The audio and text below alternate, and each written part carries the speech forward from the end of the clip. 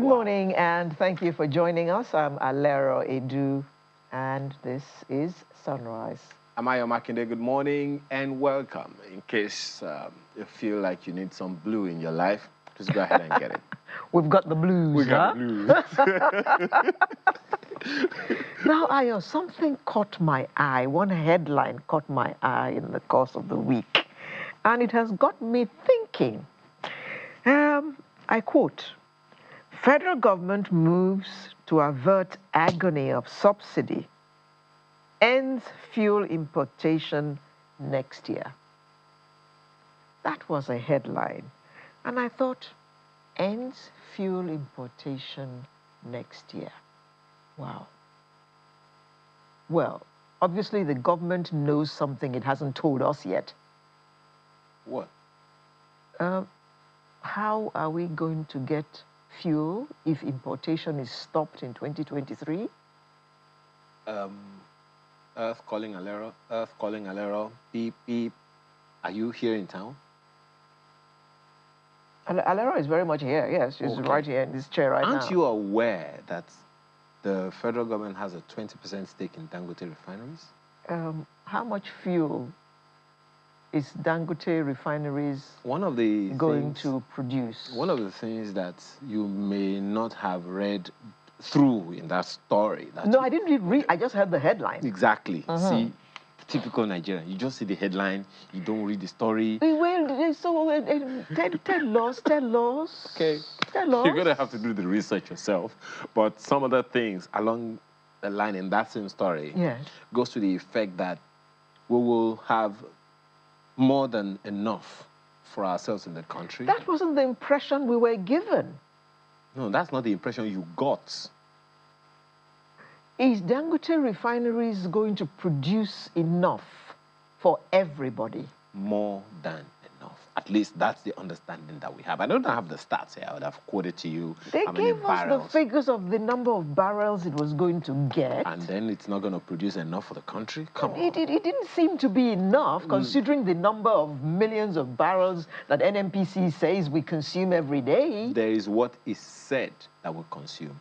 There is the actual number that we consume. Don't forget that the National Assembly is still querying those figures.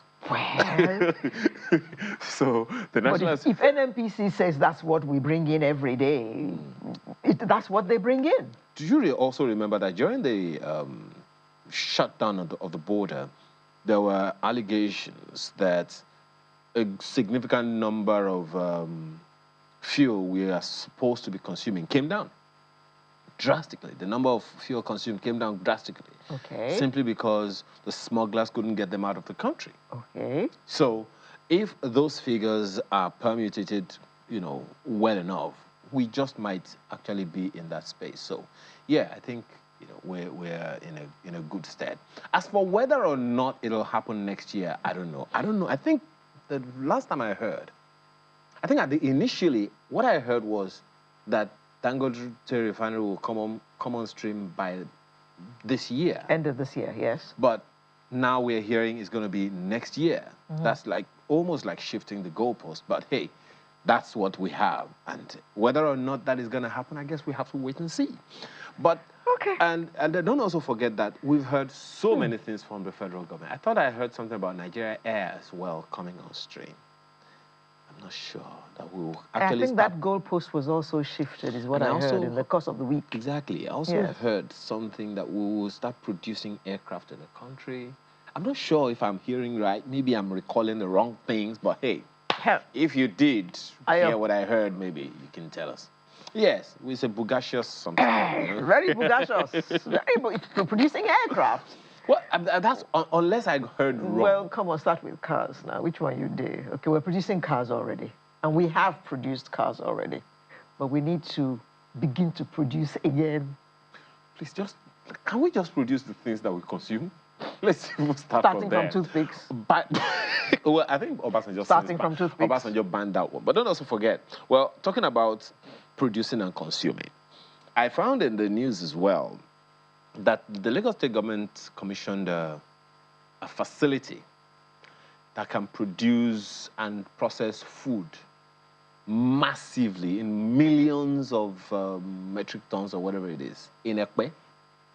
That sounds like a good one, right? Processing system and all of that. The natural question that came to my mind, because the effort of it is to manage as much as possible food insecurity. It's essentially for that purpose. Wonderful news. Again, Bugashos. Oh, Christ. Can you please just be humble? No, I can't be humble. Because these are the things we've been crying for. Finally, one after the other, we're hearing them. I mean, looks like we got our brains screwed on right all of a sudden. Where have the brains been all this time? It's not just, for me, it's not just the hype that I want.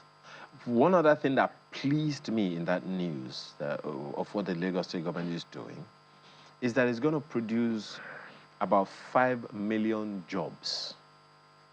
Thank you, Jesus. Bugashos again.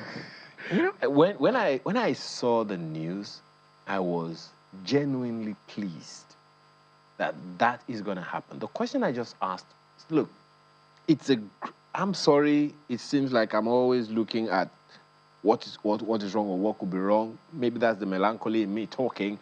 But the thing is... The pessimist. I don't want to start something that I can't sustain. Maybe that's just me. And let's not just do it for the rhetorics. Let's do it sustainably. Yeah. Now, if we start this project, is it public sector driven or public-private sector driven? And I also recall that there's these special agro-industrial processing zones being initiated by the AFDB with about 7 states or so in the country. I don't think Lagos State government is one, or rather Lagos State is one of the beneficiaries. I know Ogun State is. I'm not sure whether Lagos State is. If Lagos isn't, and Lagos is doing this on its own, then that is amazing. But can we just make it sustainable in a way that another 10, 15, 20 years from now, we can actually find these things going on? Remember? And it would have grown. Would grow. Yeah. And not just produce just the 5 million jobs, but actually incrementally produce more jobs. Yeah. Remember the amazing work Fashola started, the Fashola government started in Lagos, the tree planting and all of those things. What's the momentum for that now? It hasn't been sustained, has it? Exactly. So those are some. Well, there is the Lagos State Parks and Gardens Authority. Maybe that's part of their job. Maybe they're just not. Because I remember then there was an annual project, tree planting, program. Whether or not we can sustain that, I really would love for us to see. And interestingly, in the course of today's program, we're going to be talking about energy and how we have to transit and reduce emissions to zero level by the year 2060. When I saw that year, I thought, oh, that's rather ambitious. With all the emissions we see on the streets, well, all the plants have been killed, no parks, nothing. How do we plan to achieve this? There have to be some really drastic plans so that we can achieve that by 2060 as our ambition is. Well, as you said, it's a plan. And the energy transition plan is a plan as well. We'll hear more about that, but perhaps one cheering thing about that is it's an international goal. It is. So it is. Don't also forget that there is the sustainable development goals, I think it's a clean energy or something. So it's all coming together. Yeah, and there's something else I want us to talk about, and I want us to raise this thing, if possible, every week, because the importance of it, well, it struck me, we've talked about it before, but I think we need to keep homing it in regularly, the office of the citizen. Say it better. The office of the citizen of the Federal Republic of Nigeria. Yes. Office of the citizen of the Federal Republic of Nigeria. OCFRN. It's very important for us to see it. I saw a Twitter thread this morning of the Vice President in the U.S. meeting the Vice President of the United States of America. our vice president meeting, the U.S. vice president. And what I saw under it is a high level of, well, some comments that are not very pleasant or palatable, being extremely critical of governments, and rightly so. People have been disenchanted, people have been disappointed, people have literally lost confidence or faith in the country. It is understandable. But at the end of the day, you only have one country. I saw a quote attributed to the presidential candidate of one of the parties saying, how can we have a Nigeria without Nigerians? More and more people want to, as we say on the streets, jackpot, just to get out of the country. This is not the first time that is happening. Remember Andrew? Andrew, no check out. And that was in the 80s. Yeah. Everybody just wanted to get out. Remember, it was also the time we started to hear all kinds of things about the brain drain. Granted, all of that. But at the end of the day, we only have one country. If only we can at least be proud of what we have. So if everybody runs away, who's going to fix it? So that office of the citizen of the Federal Republic of Nigeria, how many people are proud of it? And how many people know their duties? So the appeal this morning, and I think it's something that we should talk about every day. When we were growing up, you would remember when a radio or TV station opened, we heard the national anthem every day. Well, we don't seem to hear it these days. If you hear it now, the national anthem and the pledge. If you heard it these days, yeah. Wait a minute, what's going on here? No, because the stations don't close or open anymore. No, I mean, if you heard it suddenly now. What happened? What happened? You're tense. Exactly. Yeah? So we need to recognize that we hold a very important place in the country. Yes, and for me, our leaders have the nerve to misbehave, in quotes, because we don't hold them accountable. If a governor knows that we hear that he's bought a new house in Banana Island, we're going to ask questions, and he's going to have to give us answers, he probably won't be in a hurry to buy that house in Banana and buy that house in Mayfair. Not even in Plantain. Remember that, remember that interview with that former First Lady, Michelle Obama, had with Oprah Winfrey. Mm-hmm. She was saying that if the president as much as said, oh, I like that, the next thing he's going to have is like a carton of it in the White House. And the bill is coming soon after. And they will pay for it. The bill will come soon after. You occupy the White House, you don't live on the state, you live off of yourself. We gave you free accommodation. That's all. You pay for your food, you pay for the food of all your guests. You paid if you went to... I like the way Michelle Obama said, and those of you who came visiting, remember that plate of food? Yes, we paid for it. We paid for it. So can we get to that point where we begin to make public office not so, what's the word now? Not so endearing. Not something to look forward to or look out for all the time. You just say, you know what? If I know I'm going to pay for every meal that my guests have, I'm going to cut the list. I will find my brain and put it in the right corner of my head. I promise. So, put the brain back in my head immediately. So, the menu this today? Yes. Like we mentioned earlier, we're going to open with Nigeria's energy transition plan. That's a biggie, actually. Which is one of the reasons the vice president traveled abroad. The second one is the untold story of Africa's response to COVID-19. It's still another untold story of our response to Ebola, but hey. Ashiriabu. Yes, thereafter we'll be looking at the Junior Achievement Nigeria's Venture in Management program. Find out more about that. And then on lifestyle today, yes, that's it. Trauma and its triggers. what are the things that you are struggling with, and let me not even go there. Yes, we'll have an expert in the studio who will talk to us about all that. And then, as is usual, we shall close with the artist of the week. And it's a he. You sure? Yes, I know he's a he. It's a he. It's a he. It is not a shin. Oh, okay. It's always good to be sure. Thank you very much. You're very sure it's not crossbreed. Okay. We're back after now. Get your cup of cocoa or cuckoo or cocoa. We will be back.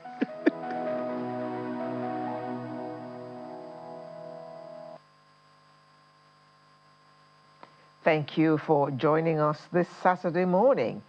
Now, the public launch of the Nigeria Energy Transition Plan in August is expected to showcase the country's pathway to achieving net zero emissions by 2060, like we said in our intro, and her leadership role in enabling a just and equitable climate future for Africa, with the ultimate objective of mobilizing the finance required to jumpstart implementation of the plan. Oh, that is sounding like Greek, right? Never mind. Relax, relax. We'll break it down very, very shortly. The Vice President highlighted the significant scale of resources required to attain both development and climate ambitions, saying Nigeria would need to spend $410 billion above business as usual spending to deliver its transition plan by 2060, which translates to about $10 billion per year in a Nigeria which happens to be broke. Right. So, we have a lot to talk about in this regard this morning, and it is my pleasure to welcome two gentlemen to help us cut through all this grammar, as they say. Mr. Charles Iyore joins us from Kent via Zoom, and he's the principal partner, Dion and Associates.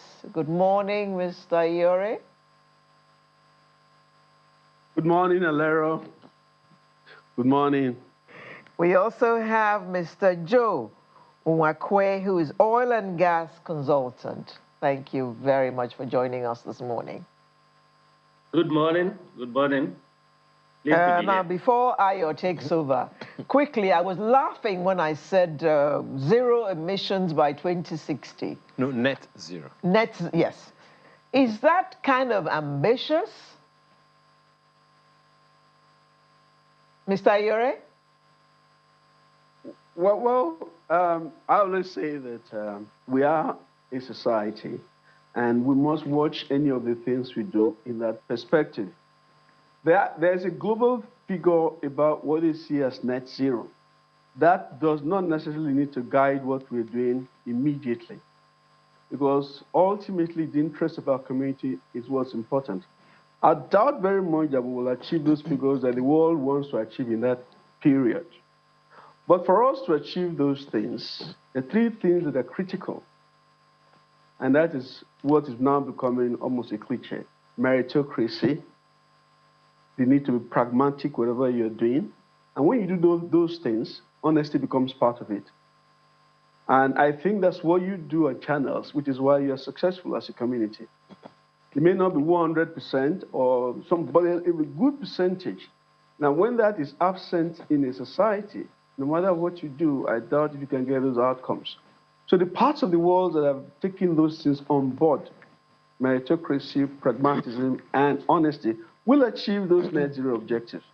But if you're not used to doing those things, it is difficult for you to achieve them. So it's achievable, but I don't think we must allow the world drive us. Let's determine what we want to do for our people, for our own people in the best interest. That's quite interesting. Mr. Nwakwe, what's your first take on that? Well, I think I agree with my colleague here. It's achievable. There are things you need to do, however, to get there.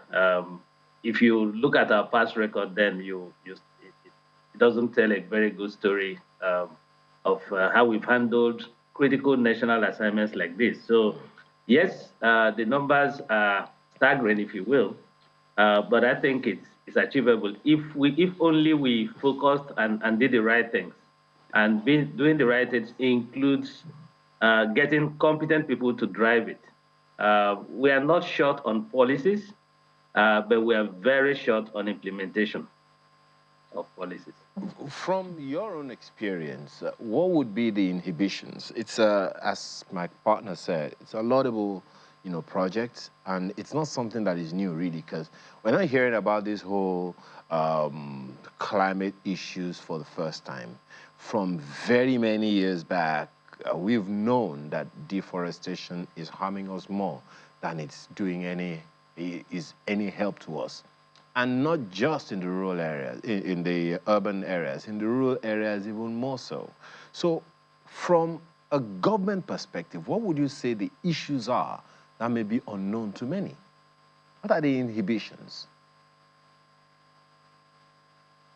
I guess you want me to take a stab on that. I will start by saying that the key issues that we have is energy access.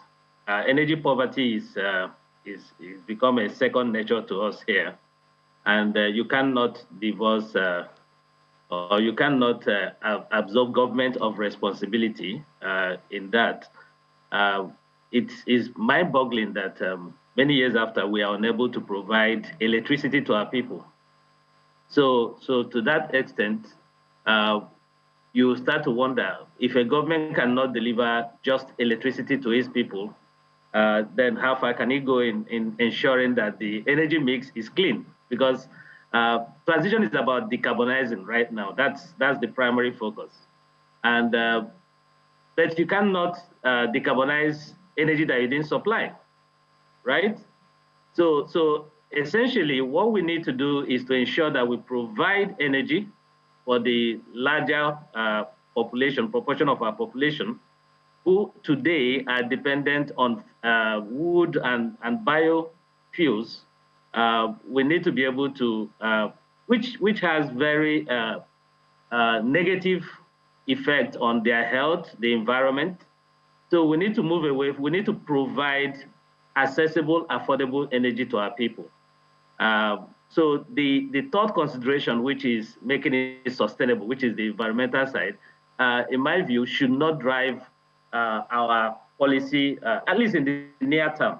What should drive our policy in the near term is ensuring that we have sufficient enough energy to drive growth. And in doing that, once you get going, then you can clean up the energy mix with time. And I hope that's what the plan intends to achieve. And government has a very, very central role in ensuring that we deliver energy to our people, and that energy, in the first instance, has to be affordable and available. So wherever our people are, they need to have energy. And once you ensure access, and then we can now clean up that mix gradually. Today, indeed, Nigeria, there about 70–80% of our electricity is what you might consider clean. We are very heavy on thermal generation, right? The other one is the dams, hydro. So in a sense, we don't have any coal plants that is functional. So you would think that should not be our primary focus today. We're not putting in so much carbon into the atmosphere in providing energy. However, we need our people to have access. It is very key. So I haven't looked at the plan in any detail, but I hope that our focus is in ensuring that we have available energy and that is affordable in the first instance. Then we can clean it up and make it sustainable in the long term. Perhaps one of the issues to look at now in this whole conversation, I want to go to Mr. Iyore now, is the buying of the people to start with. Now, part of the plan, the Nigeria's energy transition plan, a homegrown, data-backed, multi-pronged strategy developed for the achievement of net zero emission in terms of the nation's energy consumption. Now, the plan, from what we know, sets out a timeline and framework for the reduction of emissions across 5 sectors: power, cooking, oil and gas, transport, and industry. There's a lot to unpack in just that, but let me begin here. Mr. Nwakwe talked about the fact that this thing is the execution that's always the issue. And at the core of execution of these things is always people, both the people to execute and the people that are going to facilitate it in the urban Nigeria, suburban Nigeria, rural Nigeria, and all of that. Perhaps a good place to begin with would be in the buying of the people. For a long time, we've heard that people should not cut trees down anymore. People should discourage deforestation, plant a tree a day, and all those things. But that's as far as it goes. It would seem like we start the process, we start the campaign, the conversation, and along the line, we just kind of step it down. We don't do much about it.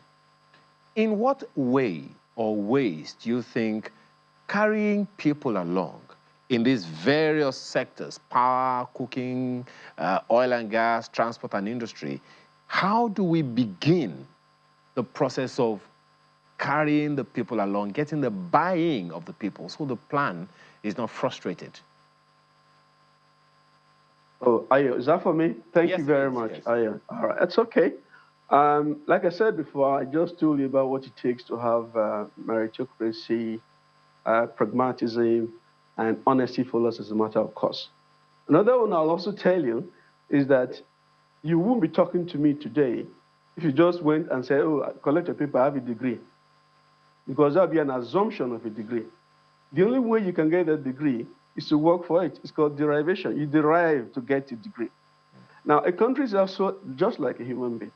And when you have decided not to earn a degree, you can't just wake up and say you have a degree.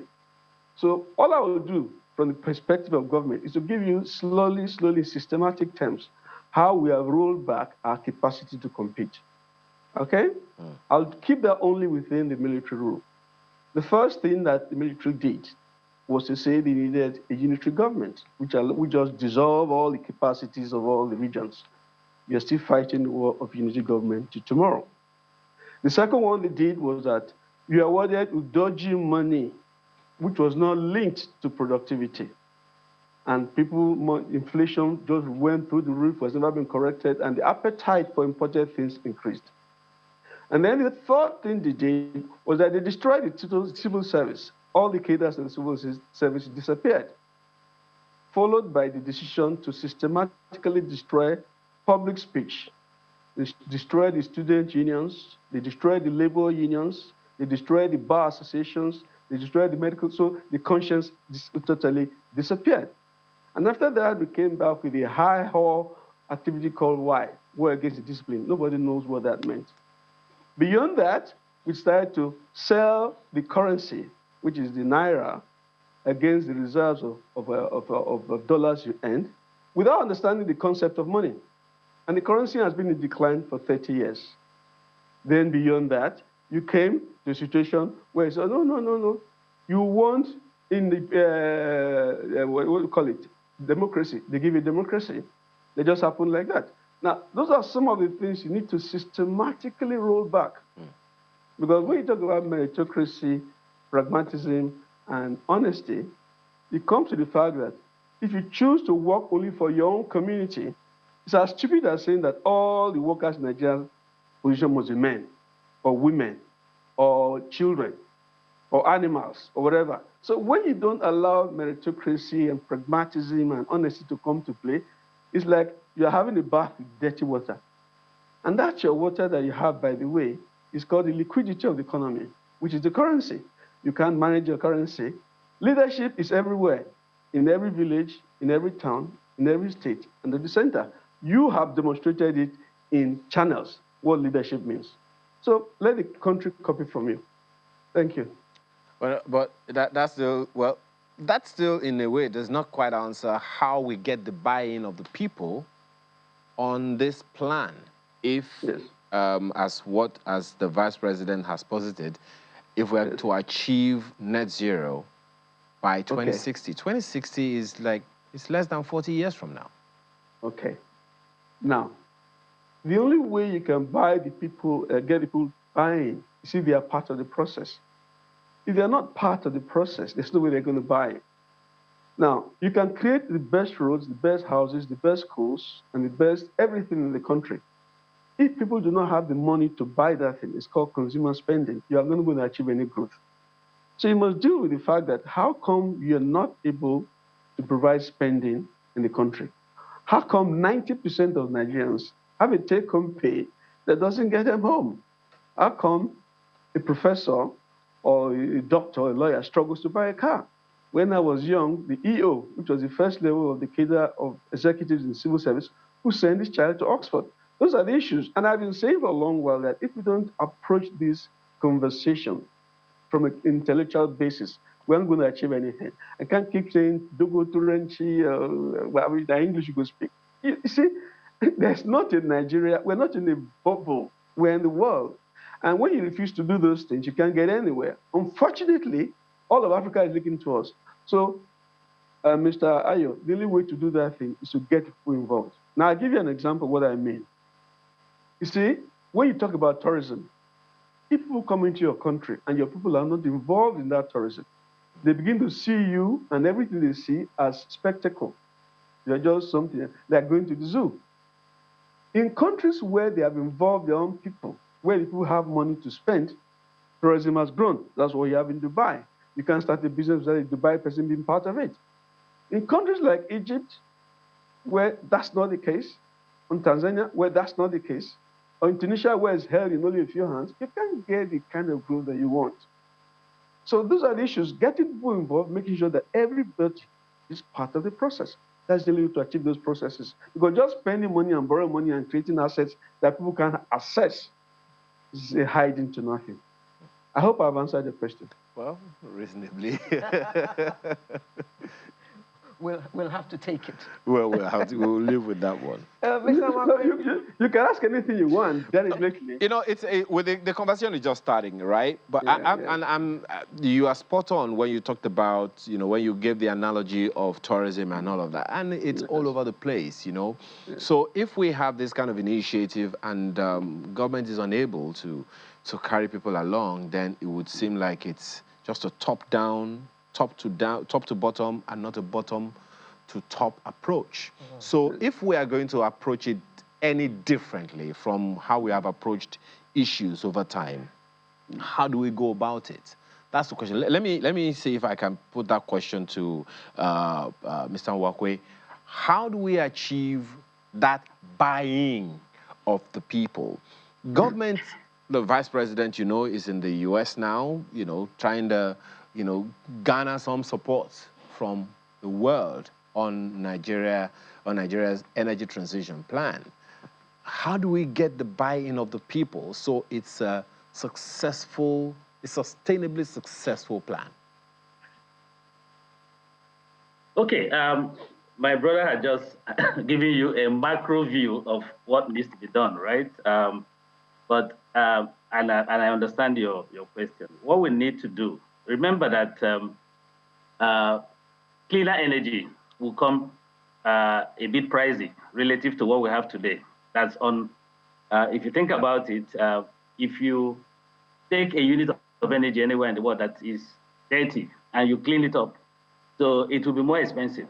And that's where the issue he raised about our lack of a productive economy. Really, people are not earning enough to even afford the dirty energy, if you will. And so the question is, how do you sell this idea of a more expensive, cleaner energy to them? So that's the perspective I'll come from. So if you look at it, there has to be a rejig of the entire system. People need to be able to afford it. Like I said earlier, there are three key considerations for me. One is that energy has to be available.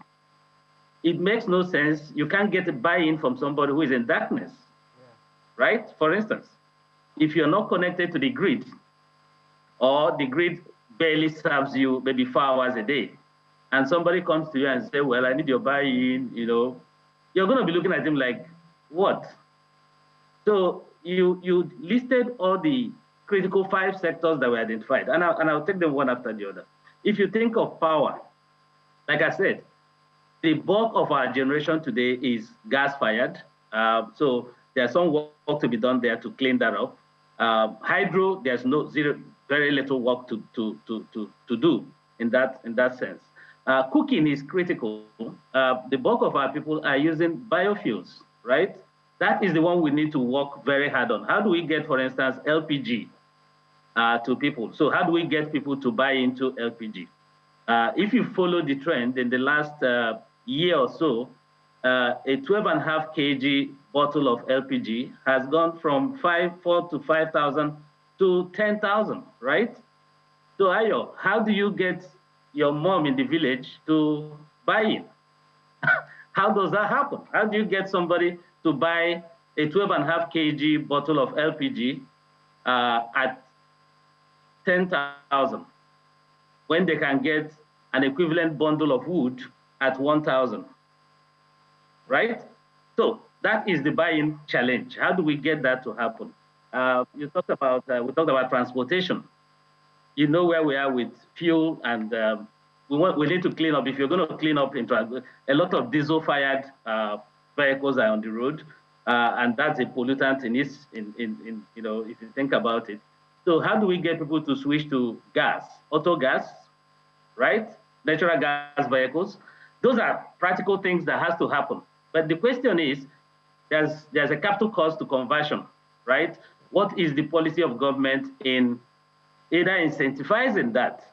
Because that's the only way you can get buy-in. If you walk up to me and say, I want you to convert your diesel-fired truck to auto gas, and conversion kit, maybe $5,000 or something like that, and somebody comes and says, that's how much I'm going to have to outlay to convert, I'm going to be asking, well, can I manage to drive with diesel?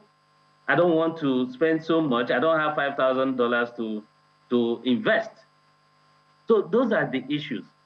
I hope, and I would like to believe that the government is looking at each and every one of these pieces to see how do we make it easy on people to get on board. It's all about economics at the end of the day. No one will go and invest on a fuel that when he runs the numbers, it doesn't make economic sense to him, especially now that things are very difficult. So we're having a conversation at a very difficult time. How do we get people to leave the diesel generators that power most households in Nigeria, right? That's a major pollutant right there.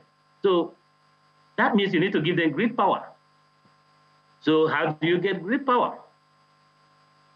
I mean, that's the buy-in.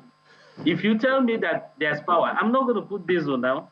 It makes no sense to put diesel. But if the grid power is not there, there's nothing you do to get my buy-in. I'm going to fire that generator, and because I need light at home, or my factory needs light, I need to produce.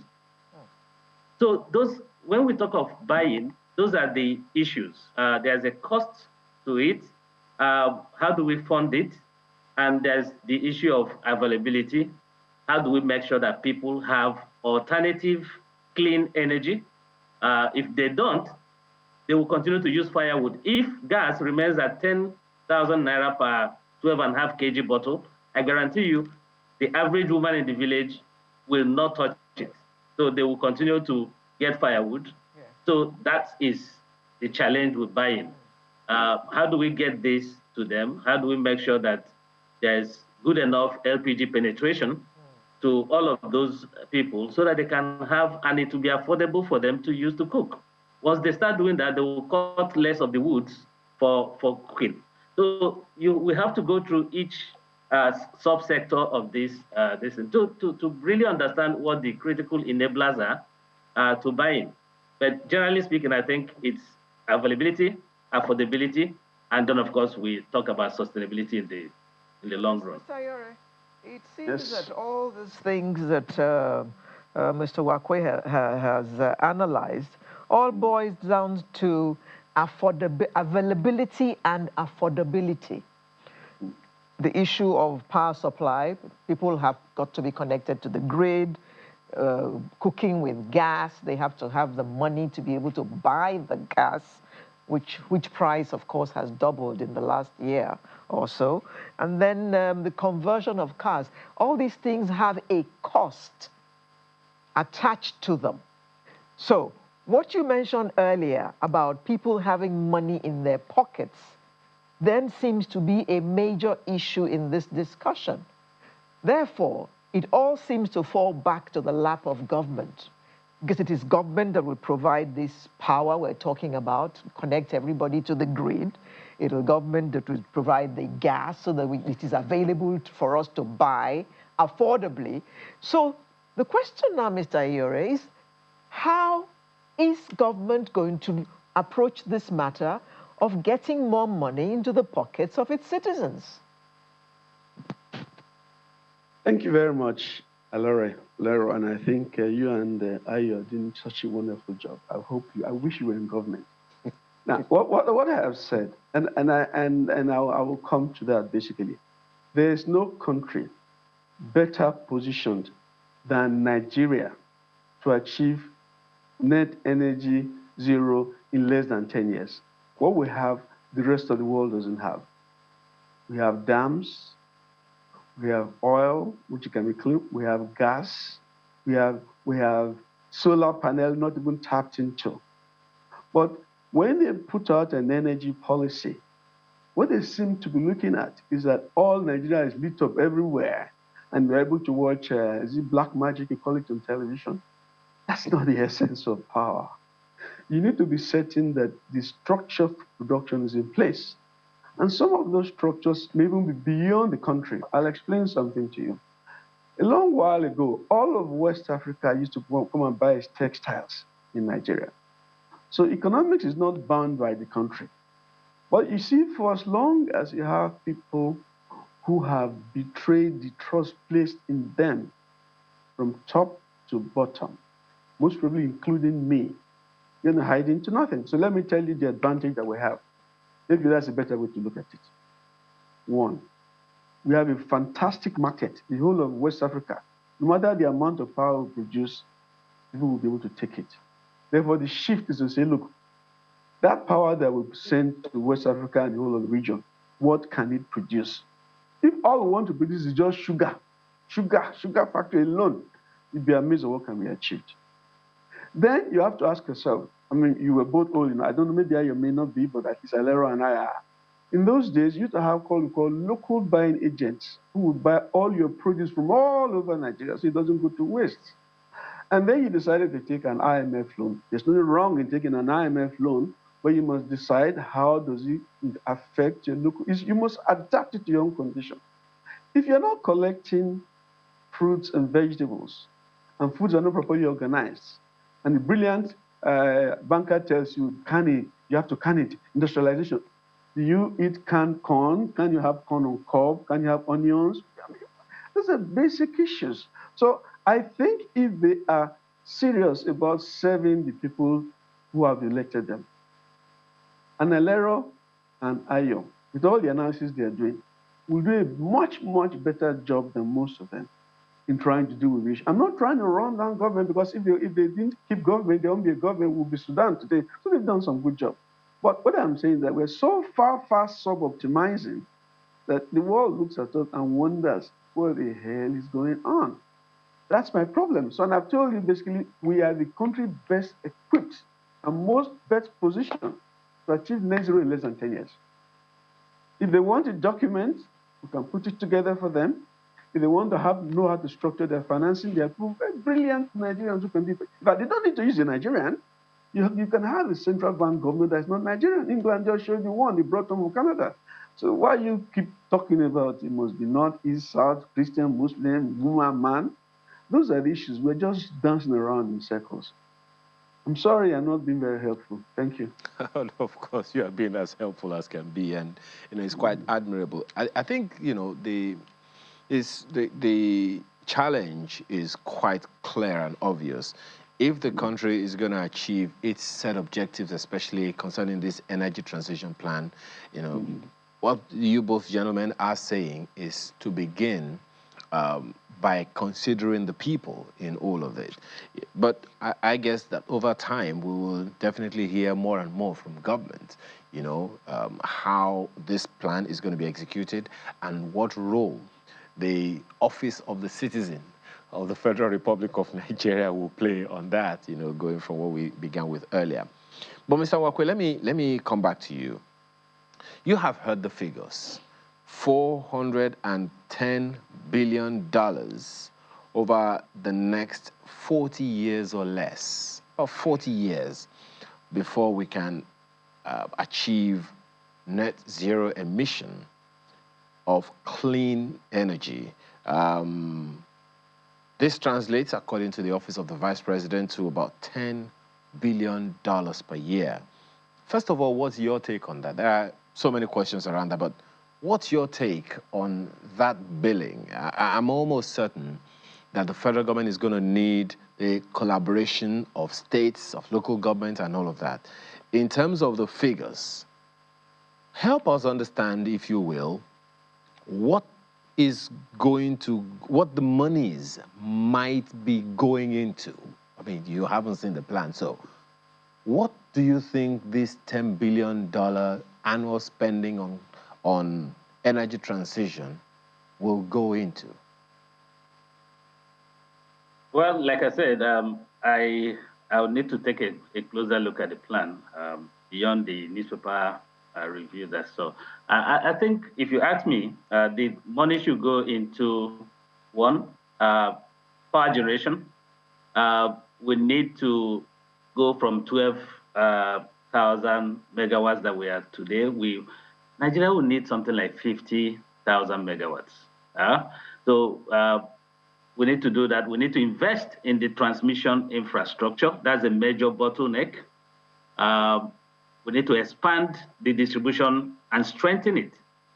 So in the power, electricity space, you're going to have to spend a lot of money.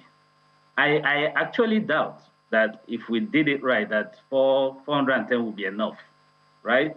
But so you're going to do all that. In the transportation space, you need to invest in production of cleaner fuels, whether it's CNG or LPG. And basically, there has to be a conversion of your transportation fleet over time. That is a major spend area. You need to look at, of course, we'll talk about the households, domestic cooking. You have to start looking at reticulation of gas to homes, right? Especially in the urban centers. That should happen. That's something that I don't know why we're still building. Abuja still does not have gas to homes today. So we're thinking, oh, okay, when the AKK gets in there, there'll be a gateway, a point in Abuja where you should be able to take gas. And I hope that we can, a city like Abuja that is planned at least, we should be able to get gas to homes, right? So there's a lot to be done, whether in the transportation, household cooking, the oil and gas, maybe less spent there, because really what we need to do is actually flare out. That should be the primary, because we are not consuming the crude we produce here. So I think the bulk of our focus should be on how do we ensure zero flares going forward. That's already something that's in the works, and I'm glad that it's going to be private sector driven. So, and I need to make that point about being private sector driven. My brother here had talked about the lack of capacity of government to execute the most simplest of plans. It is a fact. Okay, so what we need to do, I think, is whatever plan they have needs to be anchored and driven by the private sector. That would be my personal view, and it's based on history. So I think that we should see less government. Government can help facilitate raising of capital, providing the right operating environment, and all of that. They should limit their role to doing just that. I don't expect that government will start building power plants or getting into all of this. No. I think that whatever plan we have should be driven primarily by the private sector. But That's on that private sector part, let me ask Mr. Iyore. One of the targets, one of the 5 categories is industry. And of course, most industries are private sector powered. To cut down, there's a target for 0 emission of fossil fuels or transition from fossil fuels to cleaner energy within industries in the country. Again, I speak to buy-in.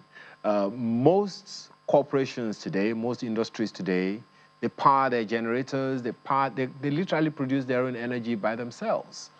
That transition, well, the federal government says it's going to take about 40 years or thereabout, but how do you see the progression going on? What are the first steps you would recommend, especially for the private sector in this matter? I mean, talking about the industry bit. Thank you very much, Ayo.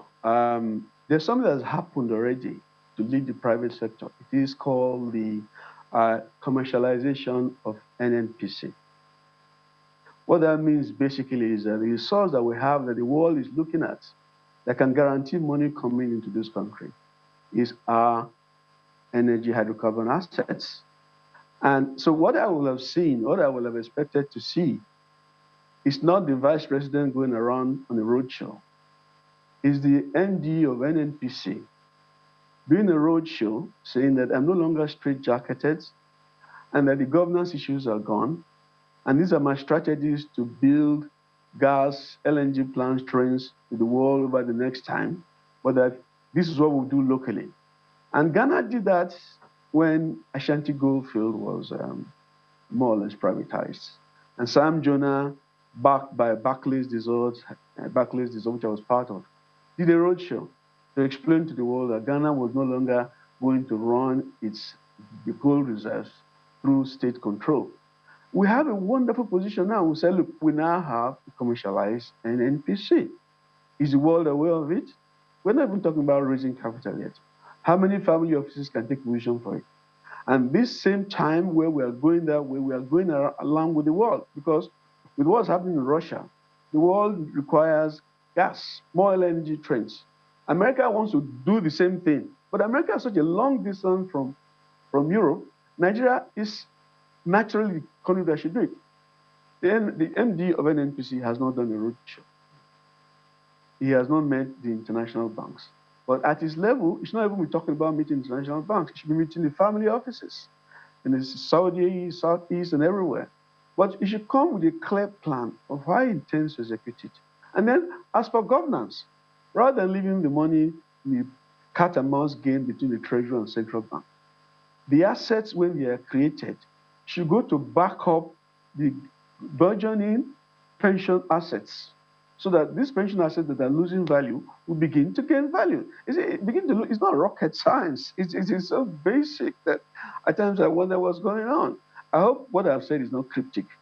1, Europe needs gas. 2, we have more gas than we're doing. 5, we are running the LNG very well successfully. 3, you can't steal LNG on the road. 4, when the money comes, instead of giving it to central bank to sell, you can use them to show up the asset base of the pension fund, so that this pension money you are collecting doesn't become zero very quickly. So I don't know how much you can do in a program like this. I wish they would call Alero and Ayo and ask them a few questions, and then maybe Alero can then decide, okay, one Nwakwe is there, one other person is there, can you talk to these people? Because we are not looking for jobs. It's so simple. We're in #1 position in the world. Everything is with us. It's just for us to put them together. #1, if you followed LNG now, we'll be a world power in 10 years. World power in 10 years.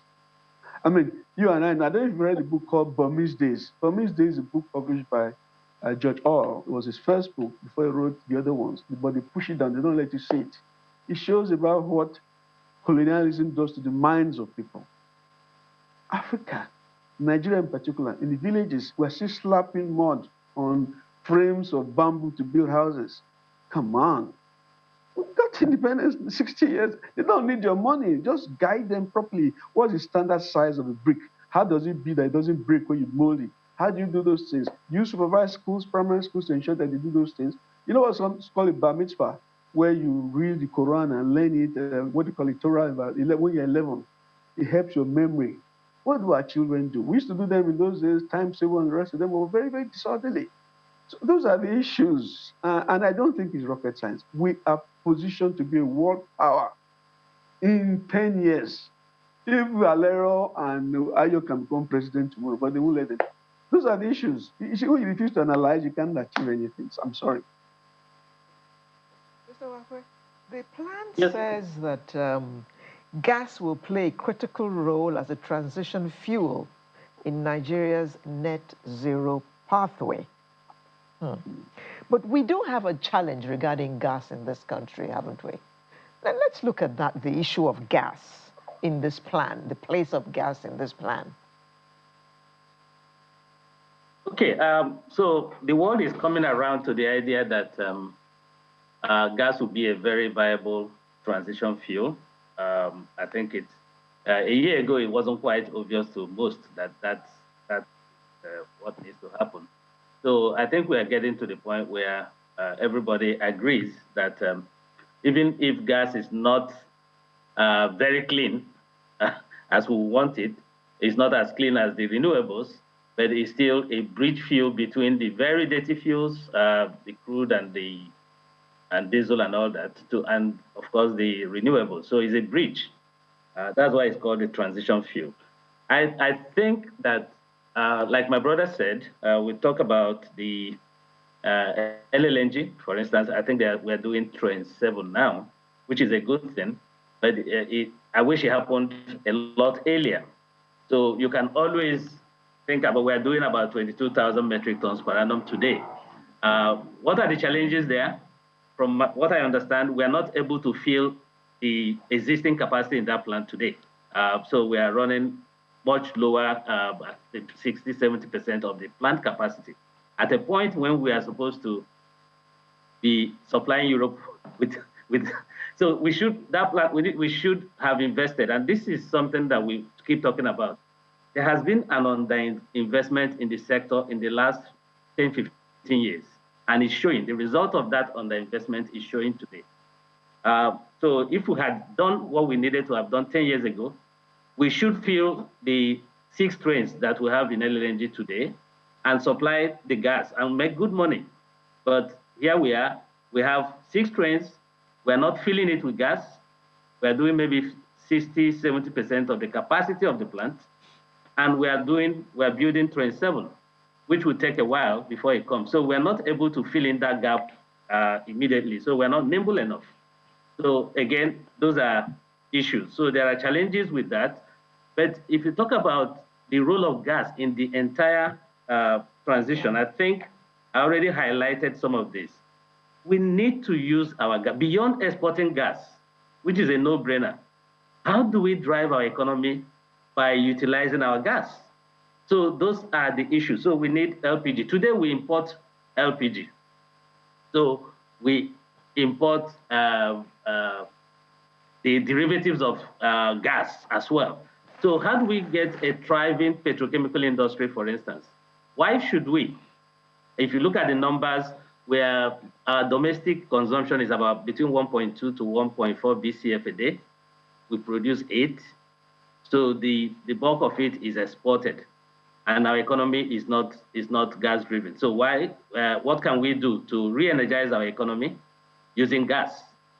So those are very critical. How do we produce enough LPG that we don't import and lose the scarce forest that we have? That's an important issue. But don't also forget that we have a natural gas expansion plan, Mr. Wakwe. I'm very sure that's not something strange to you. It's not that government hasn't thought about this thing. I know that, for instance, there is an energy, energy plan of sorts that dates back 2014, and I'm almost certain that that plan didn't start at that time. The thinking must have gone on for a while.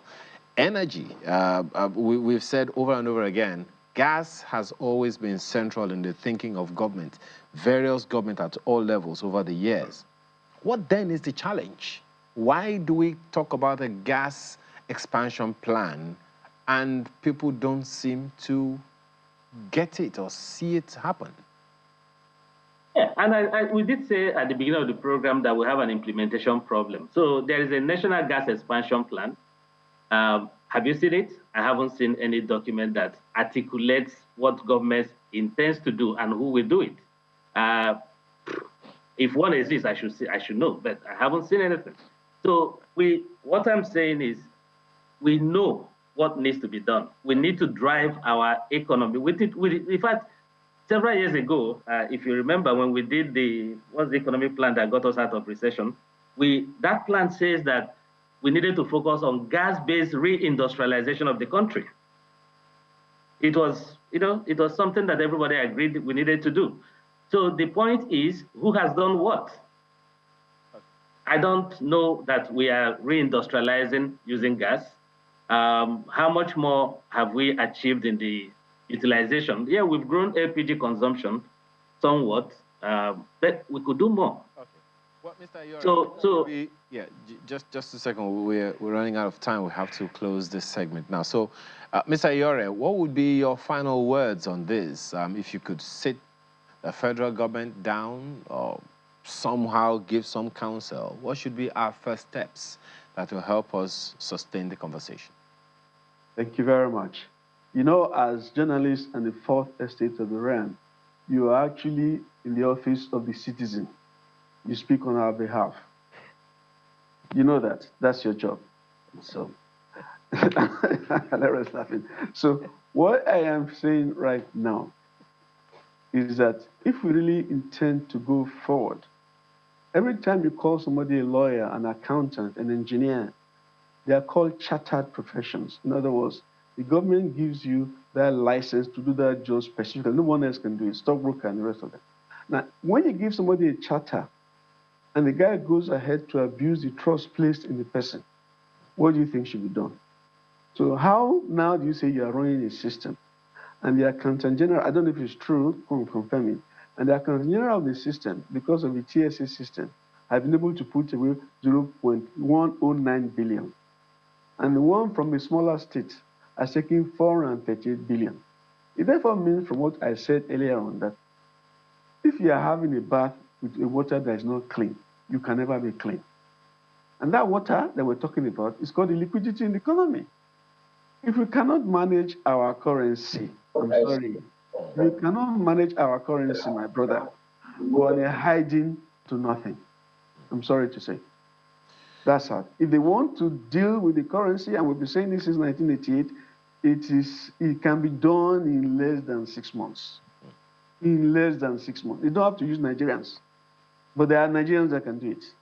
Because what you're doing now basically is that your currency is losing its attributes. It's becoming water that is polluted. And I remember that the young man who head of NESG, Aswe Gudalu, said something and they nearly chopped his head off. We can't be in a country where people cannot speak. Thank you. Mr. Charles Ayora, Principal Partner, Dion and Associates, who joined us virtually from Kent, as well as Mr. Joe Nwakwe, Oil and Gas Consultant, who also joined us virtually from Lagos. Thank you very much, gentlemen, for coming to shed more light on this energy transition plan for us this morning and explaining it to us in rather clear terms. Sunrise will be back very shortly. Do stay with us.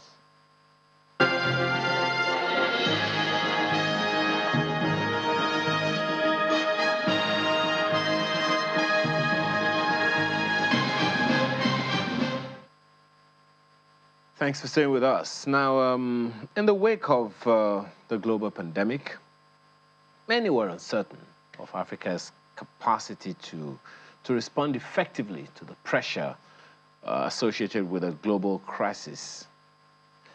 Maybe they forgot that the Ebola pandemic in West Africa in 2014 provided the Africa Centers for Disease Control and Prevention with decisive decisions for Africa's emergency response and surveillance crisis.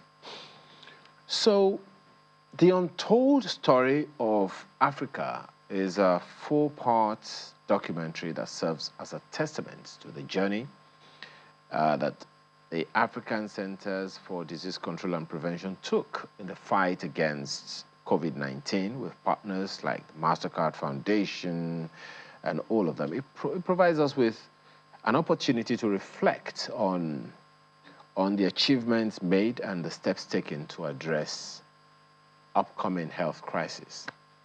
Merely thinking about upcoming health crisis should light up your eyes like, not again. But let's... So the Ebola was a dress rehearsal. Sort of. Well, we didn't know that something worse was coming. And now some are saying, look, we may not wait for another 100 years before we have another global health crisis such as a pandemic. Yeah. But Ahmed Ogwell Umar joins us this morning from Addis Ababa. He is Acting Director, Africa Centers for Disease Control. Thanks for joining us this morning. Thank you for having me.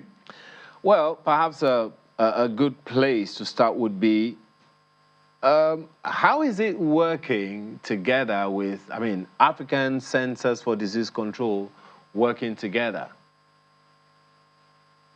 No, thank you. Thank you. And it's really a very good thing that our African journalists are now being part of this very important step of ensuring that we all learn and know about our African institutions.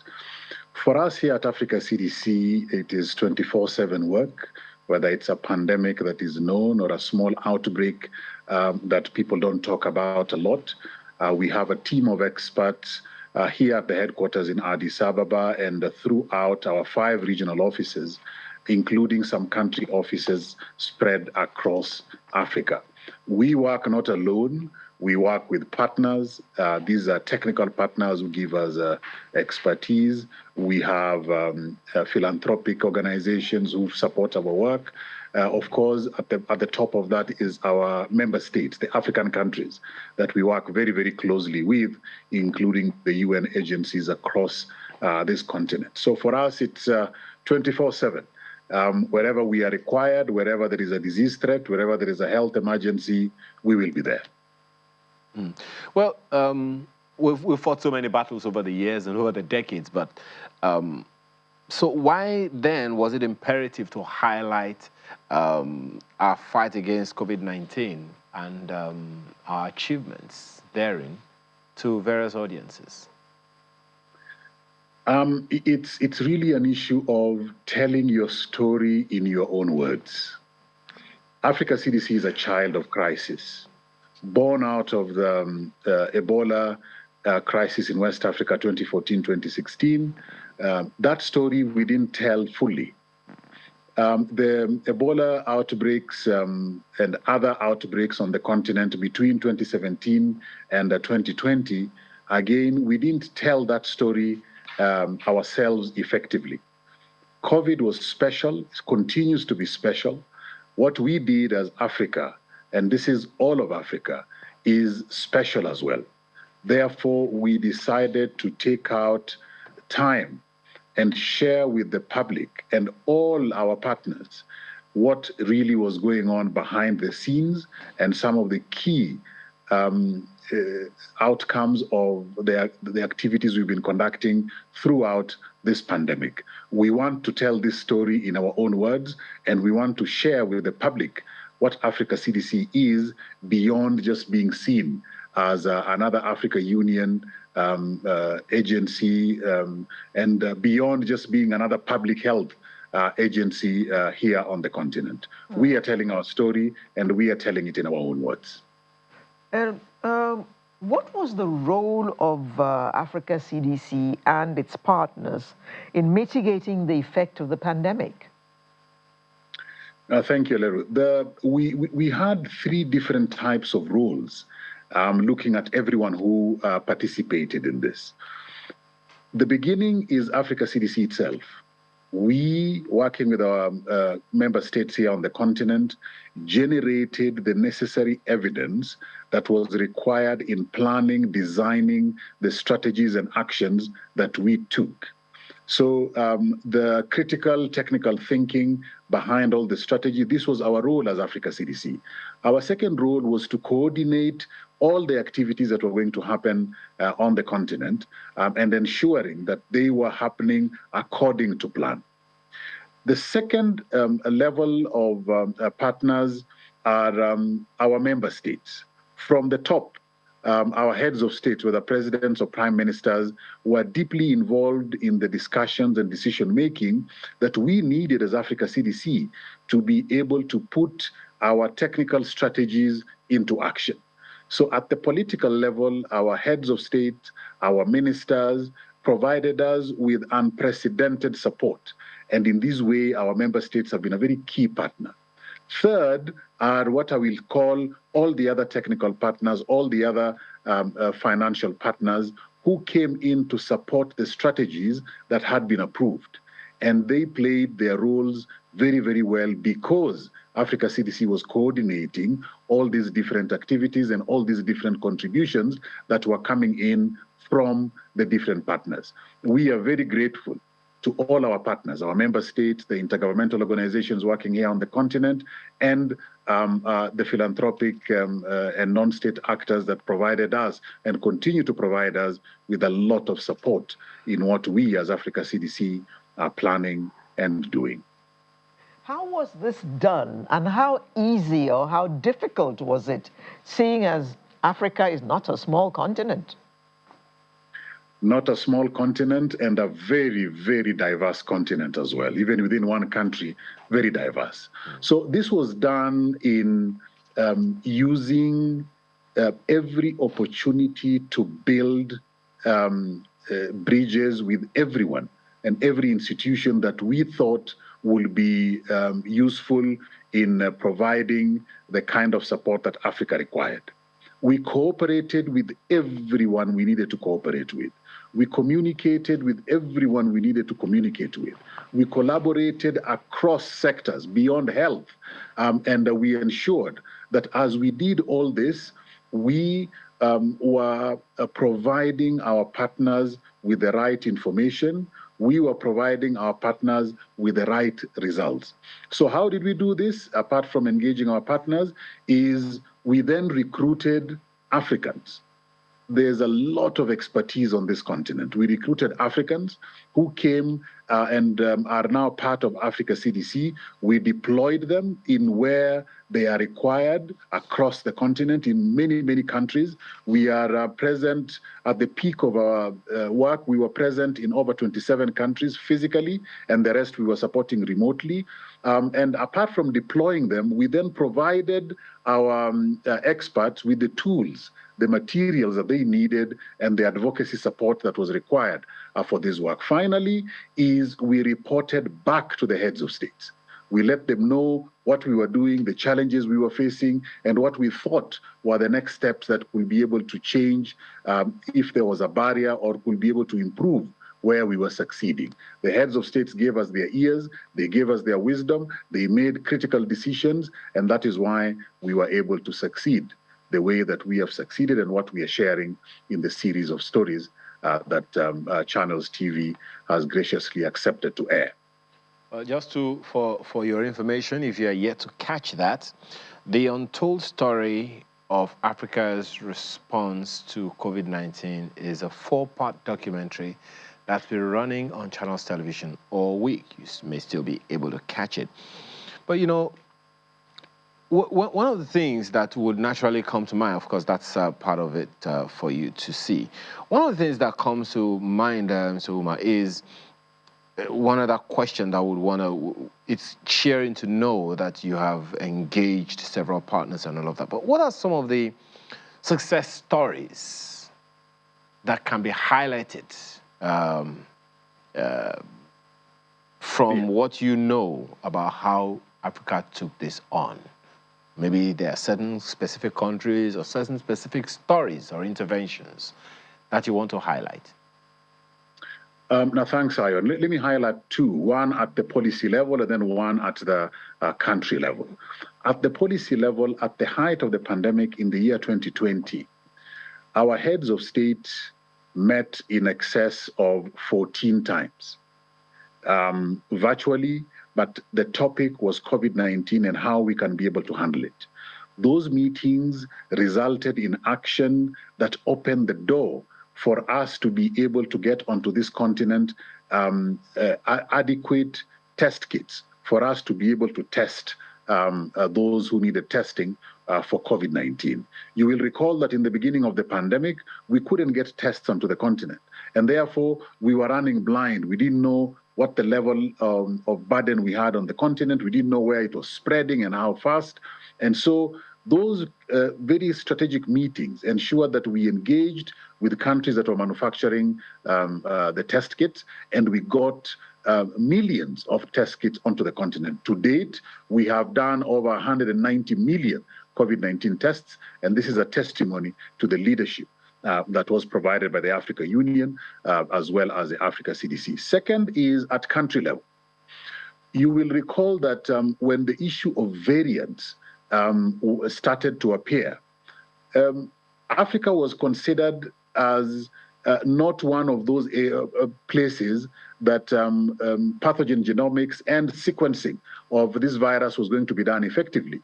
We have outperformed literally all regions of the world in as far as sequencing is concerned. We picked at least 3 variants and sublineages that were not being picked elsewhere, guiding response, guiding planning by ensuring that we knew what type of virus that we were dealing with. And our countries on the continent have been fantastic in providing samples, in building their capacity for this new tool that we are using for sequencing viruses, and also in providing that information so that we are able to act quickly before any new variant continues to spread. So these two things, I would say, is what is in the background, usually not reported very actively, but huge, huge success for us here on the continent. Let me sneak this in. Just about the time the pandemic started and the lockdowns began in Africa, we had a conversation with Nigeria's head of the Food and Drug Administration and Control. And so we asked her one question. What is the low-hanging fruit with which people can tackle this COVID-19? And I will never forget her response. She said, one of our main, if not our main low-hanging fruit in Africa was herbal medicine. Fruits, vegetables, and all those things. Now, in terms of lessons and experiences, what should authorities and institutions do, government and all, in terms of preparing the people for such similar emergencies that may occur in the near or far future? We understand we don't have to wait another 100 years for one. We will not wait another 100 years. The rate at which we are engaging with our environment and having interaction with areas that we were not supposed to have interactions with means that we are removing pathogens that were hidden into our population. Now, going forward, there are 3 things that our governments and ourselves need to do. The first is information. We must build the culture of getting information from the right sources. This means that governments and other agencies that are involved in public health must make information available quickly and easily, and us, as members of the public, we consume that good information, limiting the space for rumors and miscommunication. So this is one thing, providing information. Second is strengthening our indigenous foods, knowledge, and health-seeking behaviors. If we can be able to strengthen our immunity using natural methods, we are more likely to resist an infection rather than if we wait for the infection to come and then we try and treat it. Using indigenous knowledge, using indigenous foods is an extremely important part because this is what is available to us easily across the continent. Third is building our capacity with appropriate expertise. That way, if something is starting within Africa, we have experts who can be able to characterize it and then can be able to advise on the best way of containing whichever outbreak that may be. So these three things for me are very important: information, using indigenous knowledge and material, and then building expertise on the continent to ensure that we can be able to respond quickly whenever we are required to do so. You talked about foods and all of that, and it only brought to mind something that I've heard. I mean, I've literally taken medicine 101, on this program because of some of the issues that we have to deal with and discuss. I've heard about phytomedicine and that we have quite an edge in that area over the whole world. Is there any thinking along that line for Africa CDC? Two things that we are doing in as far as exploiting positively indigenous knowledge and our local fauna and flora that contain a lot of possibilities for our medicine. One is we are supporting all the institutions, the African institutions on the continent that have a traditional and indigenous medicines program, so that they can be able to study closely what we have locally and then use that positively for our health. So we are really supporting all that research. Second is we have committed, and this is one of the priorities of the Africa Union, we have committed that any product that is going to be discovered here on the continent, any product that will be the result of indigenous knowledge and has been shown to work, we are going to ensure that that product is accessible across the continent to all those that may need it, because this will be a very positive thing for Africa to do for itself. So these two things we are doing to try and get indigenous knowledge and indigenous flora and fauna to be part of our preparedness and response whenever we need to. So with what you know now, what would you advise the public regarding resilience and overcoming the effects of the pandemic? What I would advise the public, one, is that the pandemic is still there. The virus is still circulating, and we need to have that at the back of our minds, at the front of our minds, whenever we are out engaging in our usual economic and social activities. The pandemic is still there. Second is my advice to the public is get yourself vaccinated against this particular virus. We want everybody to be fully vaccinated, and those above 50 to have boosters as appropriate within a country setup, a country policy setup. And we want as many as 70% of the continent to be vaccinated against COVID. Meanwhile, we need the public to be aware whenever any new outbreak comes, or an old outbreak that is spreading. Monkeypox is a good example, Lassa fever, yellow fever. These outbreaks keep on coming back, and we need the public to have information on how to protect themselves, because protecting yourself from one virus to another, one bacteria to another, is a bit different depending on their modes of transmission. So that knowledge, members of the public need to get it from the right sources and not through rumors. Finally, as members of the public, as we prepare for the future, we need to ensure that we are not engaging with the environment in a way that is detrimental to us. For example, going into forests, going into caves, eating foods that are not traditionally what human beings are supposed to eat, exposing ourselves to situations that may be able to give us, to make us infected by any of these pathogens that are within the animal kingdom or within our forest. We need to address our behavior in a way that is going to be protective of ourselves, because when we protect ourselves, we protect the family, we protect the rest of the society. But key amongst all of these is information. And I would urge members of the public, get vaccinated fully, and then get your information from the right place. And your ministries of health is as good a place as any to start. And Africa CDC, we provide that on a very regular basis. It sounds to me like you're outlawing bushmeats. you may not want to speak to that one, But how significant, you stated this the other time, we have about 30 seconds to go, but how significant is nutrition in all of this? You stated it earlier, and I'd like you to emphasize it if it is that important. Extremely important. Nutrition is the source of immunity for the human being. And when we are we are exposed to good nutrition, then our immunity is going to be better. When we are not exposed to good nutrition, our immunity is going to be poor. When our immunity is poor, we cannot withstand the smallest of infections, and therefore anything that our body comes across will cause us illness. Immunity is at the center of the body's protection, and nutrition is the basis for that immunity. So we must get good nutrition, and the fresher it is, the better. The more organic it is, the better. The more local it is, the better. Sounds like farm to table all over again. We have to thank you very much for being part of our conversation this morning. Ahmed Ogwell Umar is Acting Director, Africa Centers for Disease Control. Thank you again for your time. Thank you, Ayo and Aleru. Good to be here. So we take another break now, and when we return, it's about that Junior Achievement Nigeria's Venture in Management program. Do stay with us.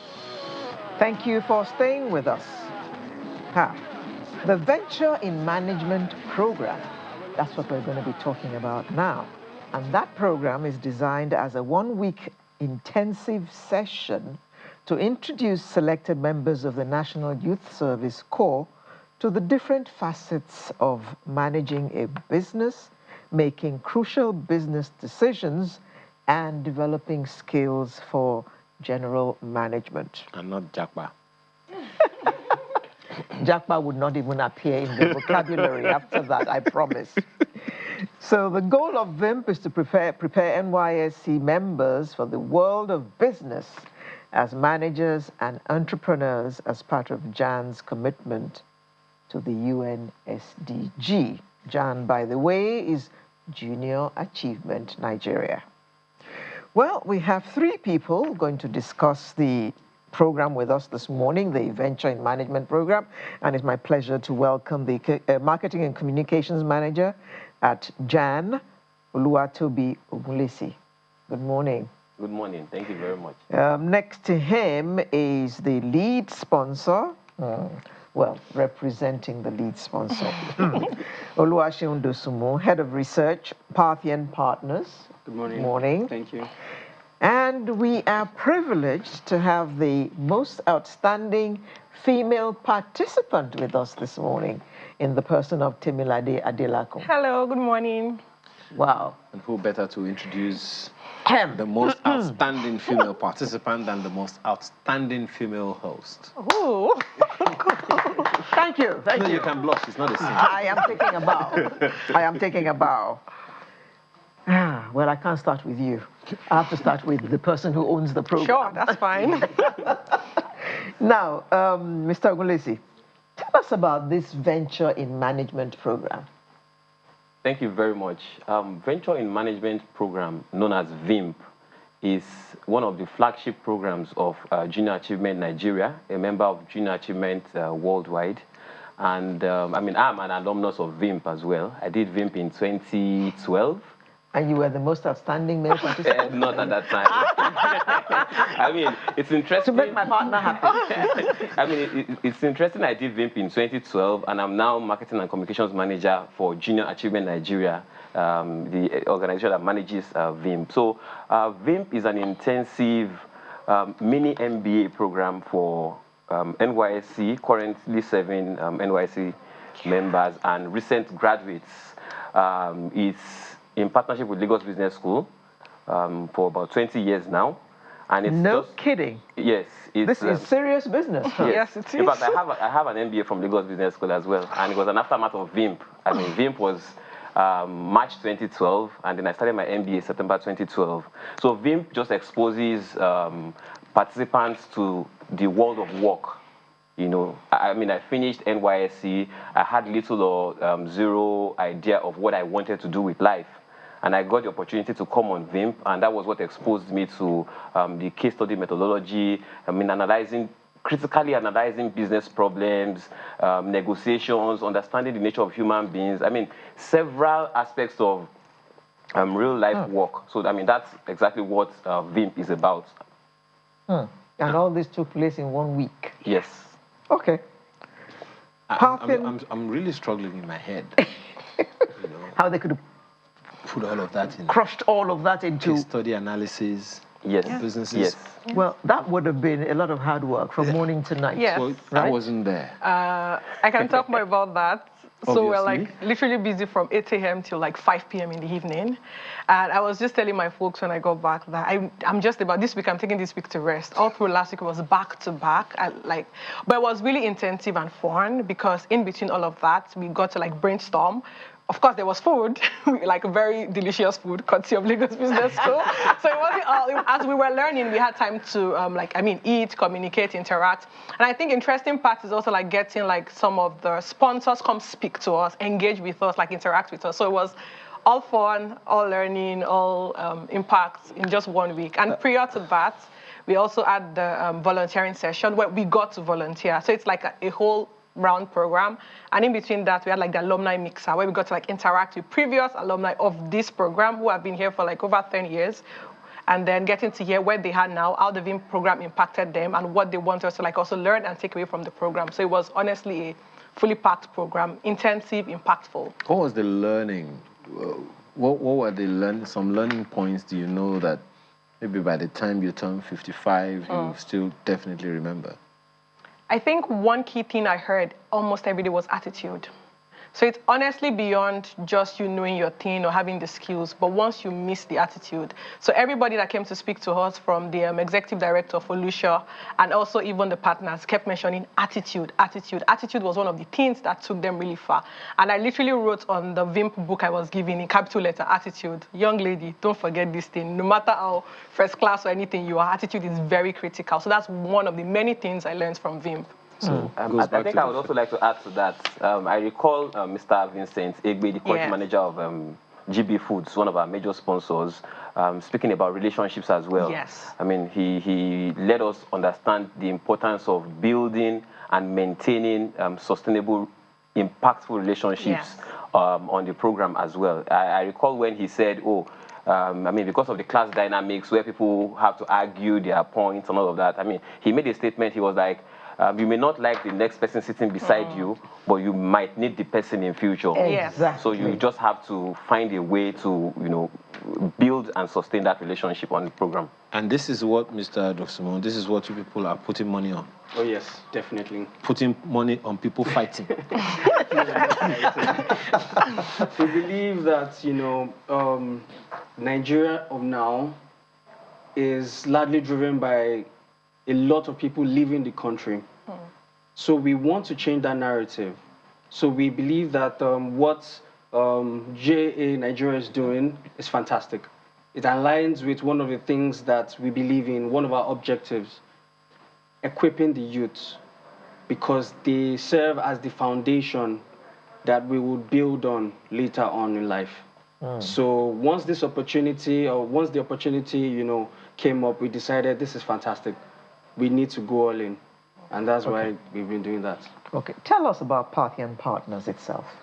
Okay, so... And how long you've been involved with VIMP or JAN? Okay. Or both? So Parthian Partners Limited is the first inter-dealer broker firm in Nigeria. It was the first. Speak English. Inter-dealer... Just speak English. I beg. Okay. So basically, an inter-dealer broker is an intermediary that facilitates transactions between financial institutions, investment banks, asset management companies, and the likes. Between investment banks? Investment, yes. Oh, so you don't deal with people like me? No, we also do that. So the beauty of Parthian is that under the Parthian group, we have iInvest. Now, iInvest is a digital platform that gives you the opportunity to save and also exposes you to the different products that we have. Now, you know how sometimes it can be difficult to access other fixed income instruments different investments. But Parthian gives you that platform through the iInvest app. Digital. Yes. Okay. So I mean, if it's digital, that means if I wanted to invest 100 million, for instance, I wouldn't have the access to a human being that I could negotiate with. I can only do it on your phone. I mean, so you are going to give me the same interest rate as you're going to give Ayo, who only has a meager 5 million. Dollars, please. I apologize. Is that the way it is? Oh, yes. I wouldn't have an avenue to negotiate because my money, I mean, I consider it pots of money, if you ask me. 100 million naira is pots of money. Mr. Dosumu, she wants to invest, so you both can exchange numbers. But just for now. No, I don't want to invest. Tell us how long, Parthian Partners have been Oh, this is the second year. We actually started last year. What was the attraction to Jan and to Vimp in particular? So basically, they have a track record. Okay. And that's one thing that drew us to them, the track record. We can see that, what they've been doing has been impactful. And we've also seen some of the alumni of that program and the kind of impacts they've been making. Mm-hmm.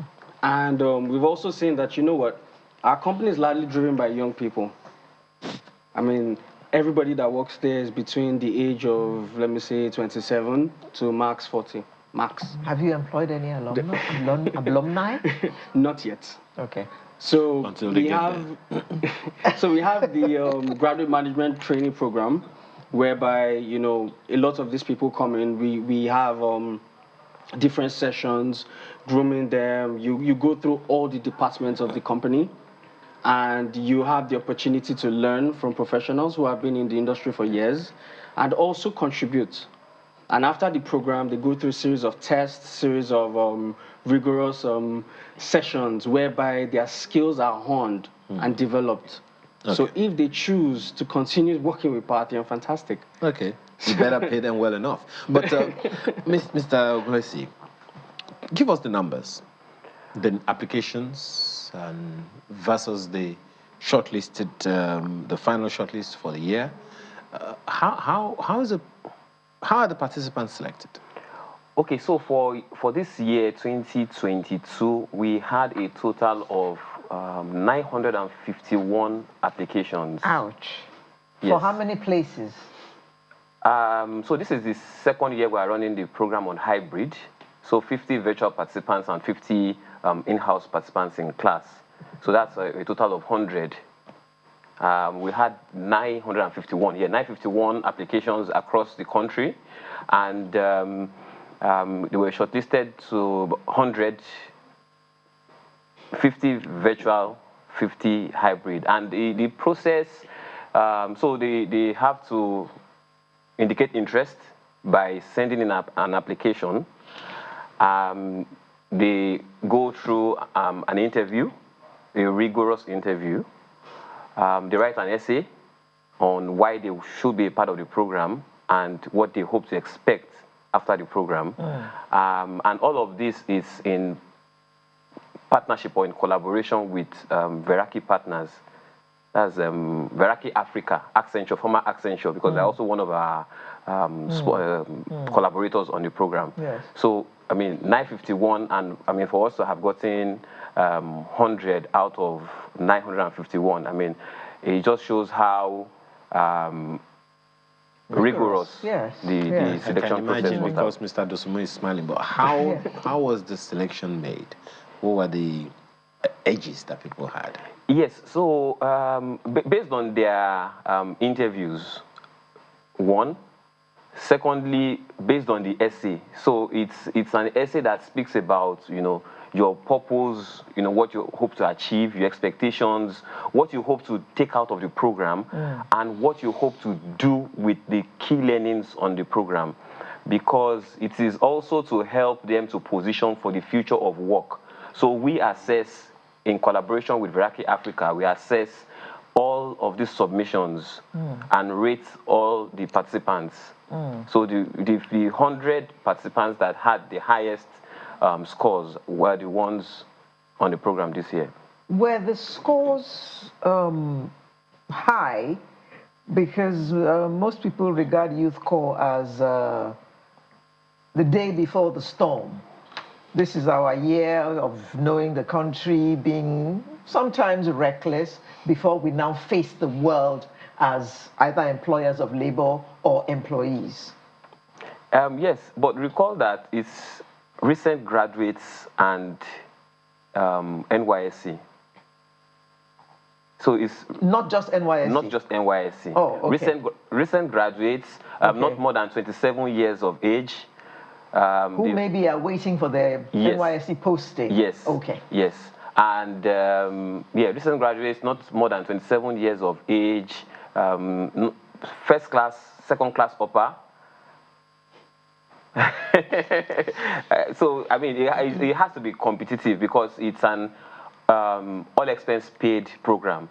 None of the participants made payments except for their commitment fees, just to show that they're actually committed to the program.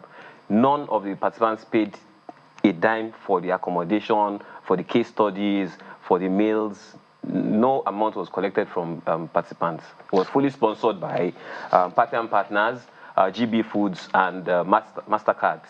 No wonder the food part. That's one of the got. Temina, they didn't forget that part. No, it was a very delicious meal. I would not forget that part. Okay, you gave us an inkling the other time about what the typical day during the program was. Was how many days? 5 days. 5 days. Yes. 5 days. It was actually like 7 days. Okay, Saturday for the career fair, then the previous Saturday for the volunteering program, where we went to volunteer in different organizations. What? Okay, give us a before and after story. Okay. The kind of what I ordered versus what I got. So, when you heard about VIMP, yes, what was on your mind as opposed to when you now got there and experienced it? Okay, when I've heard about VIMP right from my third year because I'm quite active on LinkedIn and I see every year people always posting about VIMP and I'm like, what is this? What is even this VIMP about? Every year I just keep seeing this thing come on my timeline. VIMP was this, was that, was superb. I told myself when I'm doing my NYSC, I'm definitely going to apply for this. So I wouldn't say I had so much high expectation because I always sometimes believe that some people might overhype things. Let me taste this thing myself. This VIMP evolved. People have been talking about for years. Let me taste this myself. I like that the weekend before the program started, we had to we're subdivided into different groups. I was in the finance group. Then we're told to go to an orphanage home to go speak to those children. So we're given slides, divided from the beginning of the program or before the program. We already started practicing teamwork. Who's going to take this slide? Who's going to organize these kids? Who's going to talk to them? Who's going to do the Q&A? So that was the Saturday before the program itself. From Saturday, we had that physical opportunity to go volunteer. Then after that, on Sunday, we came into the hotel we were lodged. Very amazing hotel, by the way. Well, very conducive, very nice. Then the typical day, which is what you were asking, is more you wake up very early in the morning to catch the Jan bus that will take us to Lagos Business School. How early is early? 6 a.m.? Yes, 6 a.m. because you have to breakfast. Yes, you have to catch breakfast in the hotel by 7. Of course, another breakfast waiting for you at Lagos Business School by 10. You spoiled this kid. Wow. We were literally spoiled, to be honest. You spoiled. Well, if they're that brilliant, they deserve it. But you spoiled that. I guess just to prepare us for the rigorous work that we're going to go through for that 1 week. Everything you are eating, you are going to vomit. Exactly. So getting to Lagos Business School between say 7:30 and 10, you have to go into different syndicate rooms. And so what the syndicate room is about is we've been divided into small groups. We have case studies per day, 2 to 3 case studies per day. Let me highlight something I love about those case studies. They were not just case studies that were talking about international problems. There were case studies talking about problems we're experiencing locally here in Nigeria. That's honestly one of the highlights for me. So you go to the syndicate room with your subgroup, discuss this case study, analyze the what, the why, what do we expect to do from this case study, what's the call to action from this case study. Then by 10 a.m. we go grab breakfast. Then when we are back, between 10 a.m. and 1:30 p.m. in the afternoon, we now have Lagos Business School doctors and professors come to us. We discuss this together. They try to help us put the right perspective to this case study, how to analyze a case study. In between all of that, we have like several classes and lectures around marketing, communication, negotiation, ethics. We have like group work, like you come to present. So it's not like you're just sitting down and you're just pouring and pouring. Like you're coming out as a group to present. Every day we have like a group presentation to have. Then after that, we go for lunch. When we are back from lunch again, that's between like say 2:30 p.m. and 4:45. Series of classes as well. In between all of that, there are Q&A, you ask questions, they respond. Then we always have surprise guests. I know we had Parthian partners come around, we had GB Foods. They come in to tell us their story, how they started, why they are partnering with Lagos Business School, just to remind us that they really value who we are and they are putting their money and time into this because they have so much respect and value for us. Then by 4:45 p.m., we follow the bus back to the hotel. Get into the hotel, catch some rest, come down for dinner. After dinner, mix with your colleague, just start to review the case study ahead of tomorrow. So it was literally like we're working like all around the clock. Yes, no time to waste. What was the experience working with people you were meeting for the first time? Young people you were meeting for the first time? It was honestly sweet. I like that it was a very diverse set of classes. It's not like I'm coming here and I'm meeting, because I studied mechanical engineering. So it's not just coming here and meeting everybody doing engineering. You had people from education, from agri. So when we are having conversations, we have very rich conversations. Honestly, I was blown away. And at some point, I tell myself, girl, I think you have to calm down, hear people, because the thoughts coming from different people were super amazing because they've all had different experiences coming from different parts of the country. I remember this particular case study where I think one of us schooled in the north, and it was able to bring some knowledge from the north that I was not aware of. So the case studies, having to interact with people from like different schools, different states of the country, it was very rich and diverse. And quickly, yes, what do you hope to achieve with this learning that you have now acquired? Yes. So my why for coming to Lagos Business School was because I honestly wanted to have my why for coming to VIMP rather was because I wanted to have a taste of what this MBA is about. And I was able to learn, unlearn, relearn. And I think above all, what I'm taking from all of this is now I understand what I want to do career-wise. There's more clarity, to be honest, than before now, because I got to interact with different lecturers. I asked them questions, they responded. They even shared their contacts and maybe how we can follow up with them after the program. So my takeaway and what I plan to do with these things I've learned is just for my career growth, basically. And I'm now looking forward to going for a full MBA. Don't be shocked if in the next 6-7 months, I'm like a Toby Ogunlesi, because he was like 6 or 7 months after his own VIM program, he went for an MBA. Now I'm looking forward to like starting my applications for MBA program, and Lagos Business School should be one of the schools I will apply to. And perhaps also give some people employment. Now, your last words, Mr. Dosumu, on this program. What are your hopes for this, and what more should Mr. Ogunlesi and his team be expecting from Parthian partners? Okay, thank you. While I can't say all that we plan to do, what I say is that we're actually glad we're doing this. Contrary to popular opinion, we actually believe in the country. And we're doing what we can with what we have to make sure that we make as much impact in the lives of as many people as we can reach while we can do that. So we're actually glad we're doing this, like I said. So, and we expect that, more of this youth would impact the country and make us proud. Well, you don't need to say anything, Mr. Ogunlesi, because she said everything you want to say. Yes, but I mean, if you will allow me, I will just want to say a very big thank you on behalf of the board, the management and staff of Junior Achievement Nigeria to MasterCard, GB Foods, Parthian partners, and Lagos Business School. Invoice will arrive at Jan. I mean, without these organizations, we would not have been able to do VIMP 2022. The next time, we will not allow you to wear that T-shirt. Okay, we've been looking at the Venture in Management program, the VIMP, organized by the Junior Achievement Nigeria. And we had with us the most outstanding female participant, Temilade Adelakun, who was very, very effusive about describing what she experienced during this course. We also had the head of research at Parthian Partners, lead sponsors of the program, Mr. Oluwaseun Dosumu, and the marketing and communications manager, Junior Achievement Nigeria, Mr. Oluwatobi Ogunlesi. Thank you. Lady and gentlemen, for coming to talk to us about VIMP, Venture in Management Program. Thank you. Thank you very much. Thank you very much. Sunrise will return in just a moment to look at the lifestyle segment, and we'll be looking today at trauma.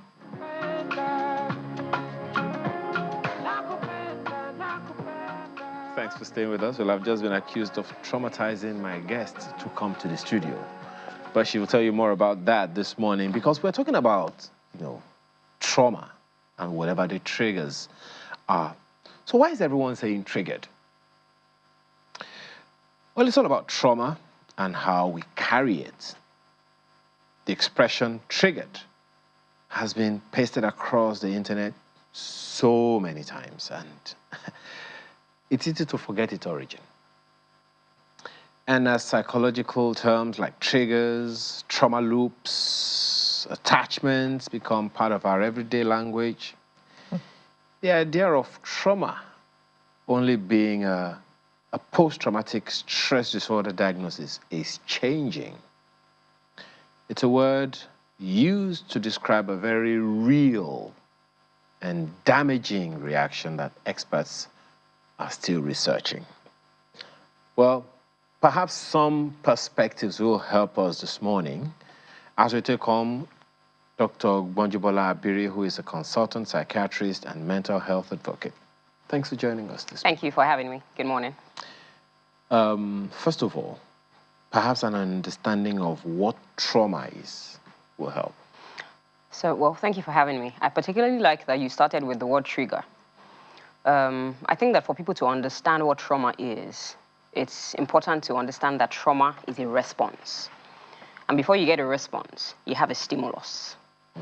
Trauma is an emotional, psychological, physical response to a stressful or significantly life-threatening event. And so you say that trauma has happened, or there's been a traumatic life experience if an individual has an experience that is sudden, uncertain, distressing, and threatening to not just their physical, their mental, and their social, psychological well-being as well. So that's trauma. That encapsulates trauma. Trauma is a response, but before you get that response, there's a trigger or a stimulus. Okay. So would you say, therefore, that the death of a spouse could be traumatic to one? Definitely. And so different things connote trauma for different people at different ages, different walks of life.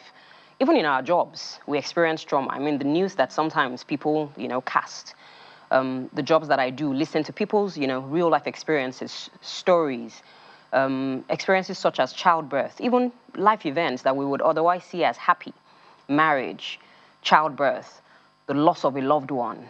Marriage Again, could be yes, traumatic? of course it could be traumatic, because you could then come, to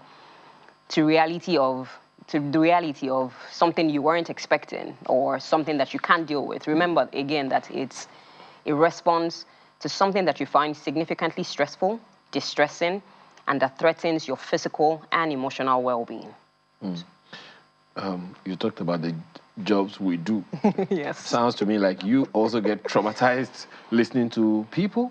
Well, so clearly the kind of trauma that we have in the space or the world of healthcare professionals is that which is referred to as secondary or vicarious trauma, where you are traumatized listening to, watching, and engaging in some of the day-to-day, experiences. So dealing with patients in the emergency, watching patients die, having to tell people they've lost loved ones, or listening to even the traumatic experiences that are shared with you day in, day out of otherwise, people's normal lives. How significantly do such events affect our lifestyles? All right, so it's pertinent to state at this point that not everyone who faces a traumatic life event becomes traumatized.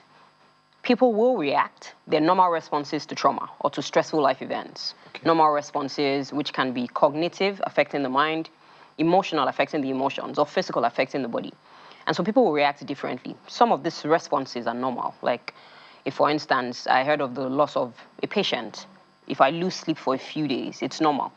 But after a while, when it's becoming a week, 2 weeks, it's interfering with my mood, my emotions, my perception, my behavior, my productivity, my efficiency at the work front, my interactions with other people. Then we can then say that it's becoming distressing to the individual. So there are normal responses to trauma or stressful life events in general. However, when their intensity, frequency starts to increase and they cause significant distress to the individual, then we say that it's become a problem. So how does one begin to deal with trauma? Good question. The first thing to do is to introspect and understand that we've all been traumatized, and possibly that we all still undergo trauma every day. And so that awareness and that acceptance and that willingness to want to seek help for that which has gone wrong is the first step to, dealing with the trauma. After accepting and being willing, you can then find a therapist who, I dare say, is better skilled in dealing with traumatic experiences to walk you through the journey. Does accepting it, or can accepting it help you heal?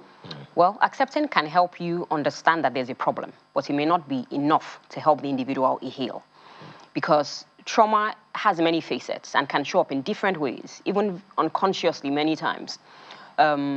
Sometimes the trauma that our parents experienced may even show up in our own lives in ways that they don't realize because they didn't resolve their own traumas.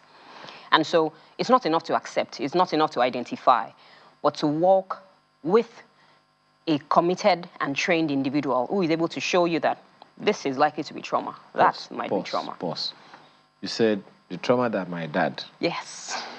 Experienced. Yes. who is now dead, Yes. can show up in my life. Yes. When he's dead. Yes. Please explain. And please give an example.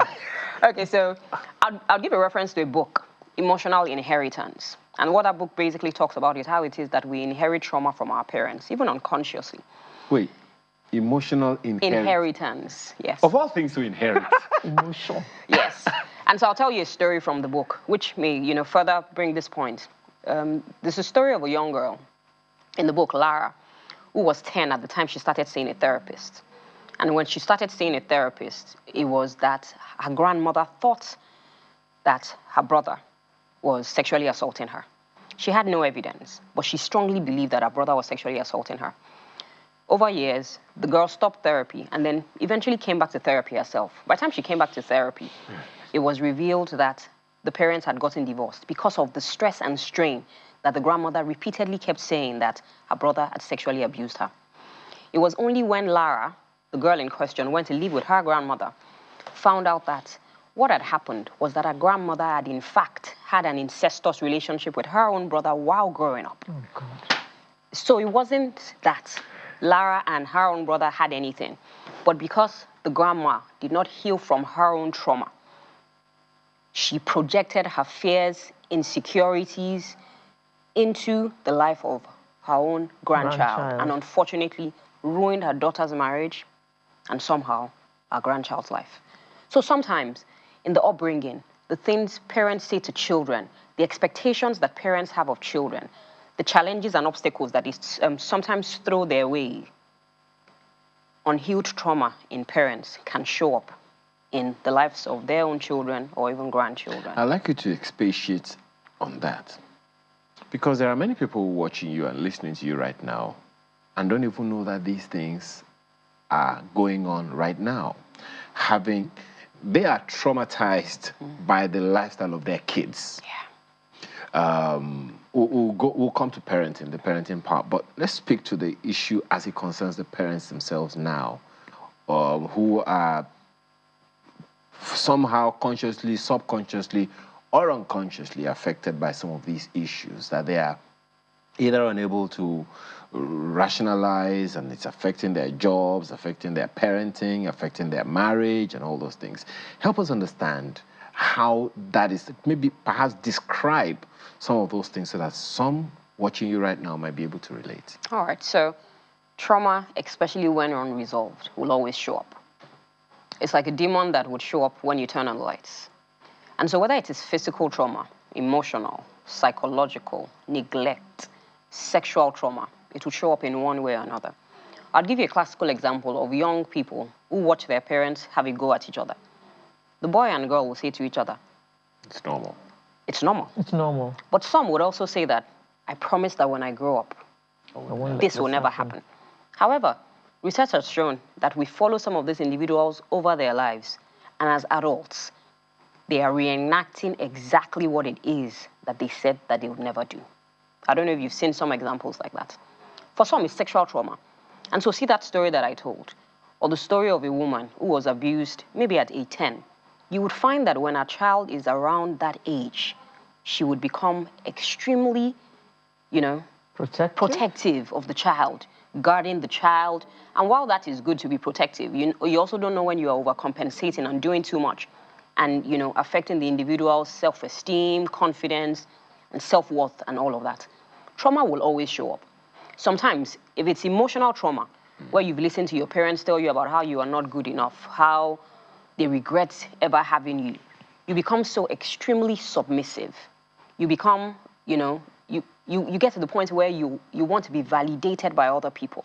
You want people to always see the good in you. And so if you work in an organization where the environment is toxic, it's clearly toxic, you would do just about anything to get, your boss to say anything about you. And even if your boss puts you down, because it is what you grew up seeing as normal, unfortunately, you will take that toxicity. So trauma will show up in different ways, at different times and with different people. It takes a lot of introspection and understanding to be able to identify that perhaps this is trauma showing up. Sometimes it's too difficult to relieve. Yeah. Sometimes it's, rape. You don't want to relieve it. You don't even want to remember it if possible. So denial is not going to work. But many deny. Yeah. Why do they deny? Do they understand what it means, the ripple effect? Do they understand the consequences? So unfortunately, clearly, a lot of people do not understand that the things that we shut out, we keep in boxes and think that we have cleverly dealt with will show up and rear up their ugly heads later in life. I guess we weren't clever enough. And so denial, I'm happy that you mentioned denial, is what we refer to as a defense mechanism. A defense mechanism is an unconscious impulse that we use to cover up what we don't find, pleasant to us. And in Nigeria, denial is one of the defense mechanisms that we use. Denial, for instance, you go to a hospital and you say, oh, madam, your BP is high. You know what people will say? I reject it. Denial. Repression is also one that we keep away. Putting things under the carpet. We know what happens. Sorry, the BP one that you just... Can the person not read? But you know how it is. We don't want to accept reality as it is. We have a problem accepting reality because sometimes reality is too distressing to accept. And so people would rather push away what they don't want to accept. Pushing it away, however, allows it to transform, become, more monstrous. One day, it will show up. Okay. And so, regardless of how difficult it may seem, I would encourage that as much as possible, that we face and confront our fears and our traumas. Sometimes people have so repressed it that reliving it sometimes is unreal. Someone has been raped and the person has so pushed it back that it's unimaginable that it really happened. In that kind of situation, when the person has successfully forgotten the reality of it, what are the consequences and how can that person come back to the reality and deal with it? So when you talk about forgetting for a while, yes. You had mentioned PTSD when you spoke earlier, a post-traumatic stress disorder. We'll come to it. Yes, we'll come to it. And so what happens, especially with sexual trauma, is that it is lined under so many layers. Layers that make you think that you've forgotten. Sometimes it may be how someone touched you or what someone says to you that wakes it up at the end of the day. It is difficult, especially when that trauma happened not just once. Again, it can be once, depending on the age, who it was that enacted the trauma, where it was that it happened, who you spoke to and whether or not they believed you when you said, what you said. Or did it happen a lot of times? Process trauma. Sexual trauma almost always happens from trusted individuals, people that people know. And that makes it more difficult to, deal with and more difficult to even want to relieve or heal from. So many things would affect whether or not an individual wants to face their trauma. But no matter how cleverly we think that we have shut it out, trauma will always show up. And how do we make sure that the consequences are not grievous?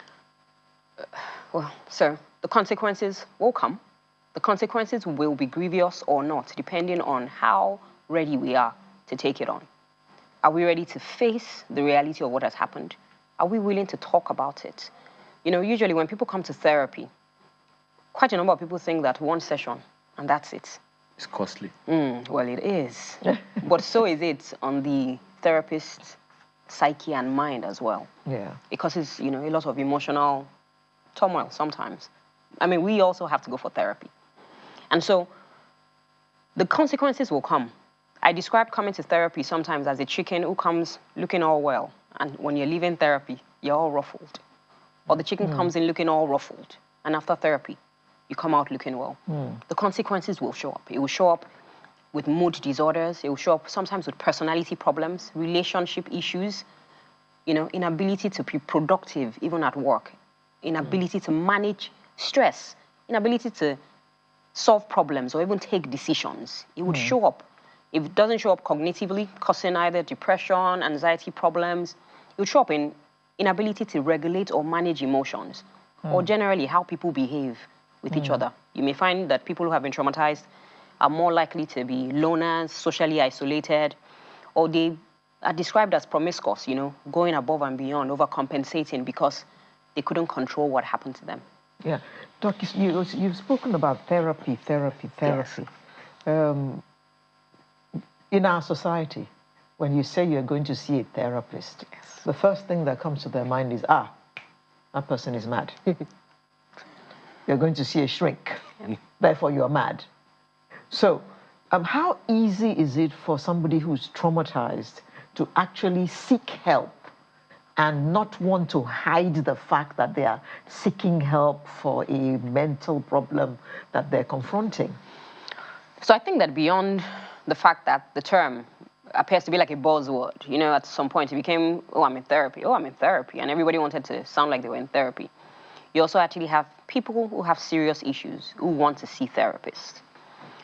It's a personal decision. It's not one that, it's not one that I have to keep encouraging you, come to therapy. I will encourage you to come to therapy if you need to come to therapy. But it takes a decision that I need this thing and I need to get it. You need to get to that place in your mind where you want to come to therapy by yourself, not because someone else is pushing you, but because you're beginning to see the signs of distress show up in your life. You're beginning to see that you can't relate well with people either, without shouting, losing your cool. You're beginning to find out that you are having problematic relationships. Certain patterns are beginning to show up in your life. Until that individual sees the need to come in for a therapeutic session, it might be difficult, to get them in. The general, environment is changing. The attitude of Nigerians is changing. These days, you have people call you up and say, I'm having problems with my boss, I want to come in for therapy. Or I'm having problems managing my child, I want to come in for therapy.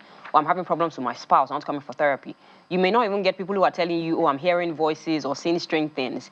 People are beginning to realize that even with significant life changes, loss of a job, inability to get a promotion, difficulty in marriage, difficulty in relationships, these are the issues that people should bring to therapy. It's not until, we find someone who is disheveled looking, walking on the streets. That's not the only thing that we manage in therapy. We manage even seemingly little life We'll talk about that marriage thing some other time. Yes, Doc.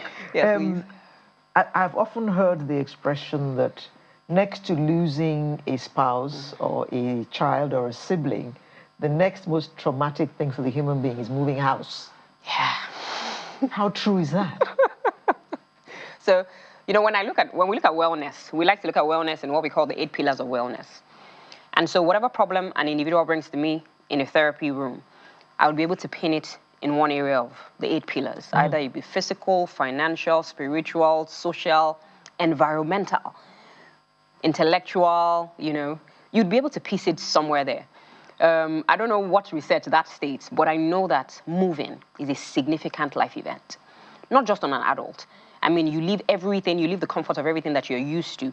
You live life as you knew it, and you're moving somewhere else. You're moving, you're moving your mind. You're moving physical things. You lose things. When I move, I don't like it because there are boxes that for years I will not touch. True. Exactly, and I would just leave the room as it is. Sometimes, thinking about who to call, how to call, what to move, it can be traumatic. It can. It is a significant life event, and just because it doesn't impact one does not mean it cannot impact someone else. I wonder how Abraham must have felt. He had to move to a place he had no idea of. You mentioned PTSD the other time. You want to tell us a little about that one? Okay, so PTSD is an acronym, and the meaning is just the post-traumatic stress disorder. It's an anxiety disorder. Quite a number of people don't know that it's an anxiety disorder, so people just talk about it as if it's an entity on its own, but it's an anxiety disorder. Anxiety, like we know, is a normal response to a threat. However, when the threat is minimal when compared to the response, or the response stays on even when the threat is gone, you have an anxiety disorder. An anxiety disorder, of course, will increase in intensity, again, frequency, and cause distress, not just to the individual, but people around the individual and the functionings of the individual.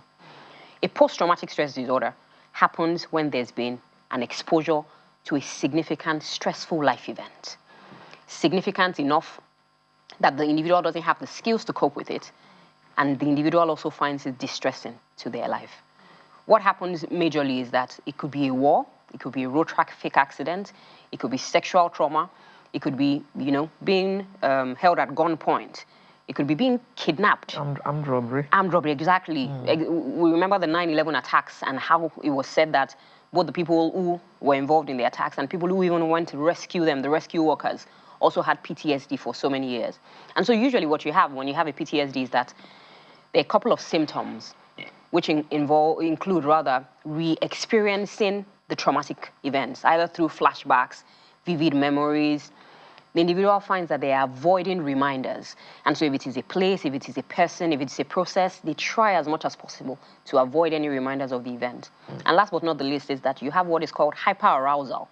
And so whenever the individual has a memory, a thought, something that reminds them, they go into what is called a hyperarousal state. The heart beats faster, the respiration is faster, the GIT system is faster, the mind is racing, and all of that. So these are all of the symptoms you have when you have a PTSD. Okay.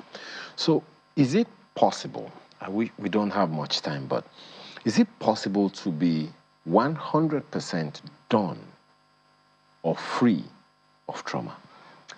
So again, I'll take you back to what I said earlier. Not everyone who faces a traumatic experience comes down with a lifelong, exactly, a post-traumatic stress disorder. Some people have what is called an acute stress reaction. Some people have what is called an acute stress disorder. Some have what is even called an adjustment disorder, which is what is likely to happen when you move. But when you have a post-traumatic stress disorder, chances of getting better is much improved when, one, for instance, you seek help early. So that's one of the things. Number two, you don't have any previous experience of trauma. And so imagine that somebody is perhaps an oil worker and has gotten kidnapped, not once, not twice, not. The chances that that individual will heal from that PTSD. Is that person a customer or something? Non-existent. Unfortunately, it's the reality that we sometimes see. And so traumatic PTSD may not be 100% cured, but an individual's ability to function or reintegrate properly back into the environment is better when they give themselves opportunities to heal from the trauma. And the earlier you try to heal, the better. Quick one, we have just 60 seconds. Parents who have children suffering from trauma or PTSD, how do they deal? Accept that there's something going on. Accept that you don't have to wait until that child is exhibiting behavioral problems. If a child is telling you, I'm having nightmares, or you've noticed that that child is becoming withdrawn, isolated, not doing as well as they did in school before, regressing, perhaps bedwetting when they had reached an age where, they had achieved control. There's a difference between the child you knew and the child you currently have. Seek therapy. They're child therapists, and they're child therapists who would help the child deal with whatever traumatic experience that the child is going through. Let's just say that we only barely opened. We're on page 1. No, you mean preface. Yeah. But this is a conversation we most certainly will continue, because if you can give a quick start, mental health issues, how serious is it in our world, especially in Nigeria? Well, back burner issue for a long time, but now we're seeing it everywhere, every day, in almost everything that people do. They're very serious. Ogbonchubala Abiri is a consultant psychiatrist and mental health advocate. Just consider this part 1. Thank you so much for your time today. Thank you very much for having me. Okay. Well, one of the ways in which people deal with issues such as this is to listen to music and sometimes to words on tape, such as the one we'll be talking with on our home stretch after this break.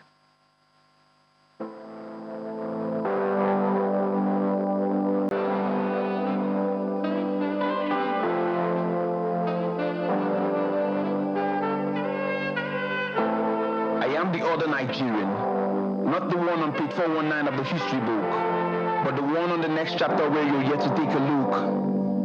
The one for whom impossibility is forbidden, the fractured frame still holding immaculate pictures, the one who knows water can be cruel and the earth is not always a grave, the one who understands that local hands can be global brands and parallel lines may meet and agree. Yes, the other Nigerian, the one on Obama's playlist, not the one on the FBI's blacklist, the strange multi-instrumentalist carrying death in his pouch, the coolest kid constantly shutting down the O2 Arena, the megastar from Oju Elegba, boy who won the Grammy, boy who with one night in space reached this continent of shame and disgrace, making the African giant stand twice a stall, the resilient girl who sings beyond her scar, crooner with an angel's face, cooking the next big sound, helping the human race come to terms with crazy things like what it would be like if Orange was a place. Oh, the other Nigerian, the beautiful writer, weaving new tales beyond a single story, making a case for why we should all be feminists before the scalpel of time has the yellow sun. The second-class citizen, the moonlight bride, helping the new tribe understand the joys of motherhood, star of the new curfew, chief warlock for the age of magic, singing songs of enchantment to usher in a time for new dreams, fisherman turned conductor for an orchestra of minorities. Yes, the other Nigerian. Master dribbler, his rhythm so nice they christened him twice. Maestro midfielder, who stirred the wanderers from the pits of ice. The Olympic gold medalist, the gunner, the Premier League winner, the Champions League trailblazer, amazing kid Eshe, kicking the nation into the Guinness World Record with a freestyle that only a genius can afford. Oh, I am the other Nigerian, a heavyweight champion, a mixed martial artist, the last style bender, a brown-eyed beauty queen from the Niger Delta, a dance queen, leading the longest dance party, the thespian with a velvet voice, the comedian that makes us rejoice, the primetime performer, the stunning Emmy winner, a fearless BAFTA actor in whose eyes the forces awakens, stirring the rise of the resistance. Ladies standing on the front line, defying bullets, demanding that they bring back our girls. The vet's daughter, redefining the purpose of power, the major showbiz player, the producer, managing an array of ambitious storytellers, the chairman, the broadcaster, the visionary, the transformative industry pioneer, an ordinary president, leading a special family to protect the rights of the downtrodden, helping to provide justice for the voiceless, stimulating many to care for the oppressed. Yes, the other Nigerian, the mathematics prodigy, the boy who made the carbon fiber car, lad with wisdom beyond his age, designing for a generation that wears his values on his skin, the tycoon, the economist, the philanthropist, the astute policy shaper, the reformer, advocating for a people's inclusion into the majority, the health manager, building a life bank, efficiently distributing blood to meet the shortage in the nation's organ, the doctor refusing to buckle under pressure, physician putting patient zero into parents. Thank you for staying with us up to this point. It's my pleasure to welcome soonest Nathaniel Hi, Soonest. He joins us from our studio in Abuja. Hi, Soonest. Yeah, good morning. It's a pleasure to be here. Thank you for having me. Good morning. You have a very, very unusual name. And you do a very unusual job, too. Your name is Soonest. Yes, it is. Yes, Why did your parents name you Soonest? So my father is a Seventh-day Adventist, and I mean, we are all Seventh-day Adventists. I mean, and he believes Jesus Christ is coming soon, and so it should have been Jesus Christ is coming soonest, and then he says, hey, soonest is the short form, and that's it. God, your name is actually Jesus Christ is coming soonest. Okay, so you are a poet and a spoken word artist, and you are the author of Teaching My Father How to Impregnate Women. My God. First of all, tell us about that one, because I don't understand where that's coming from. Want to teach your father what in particular?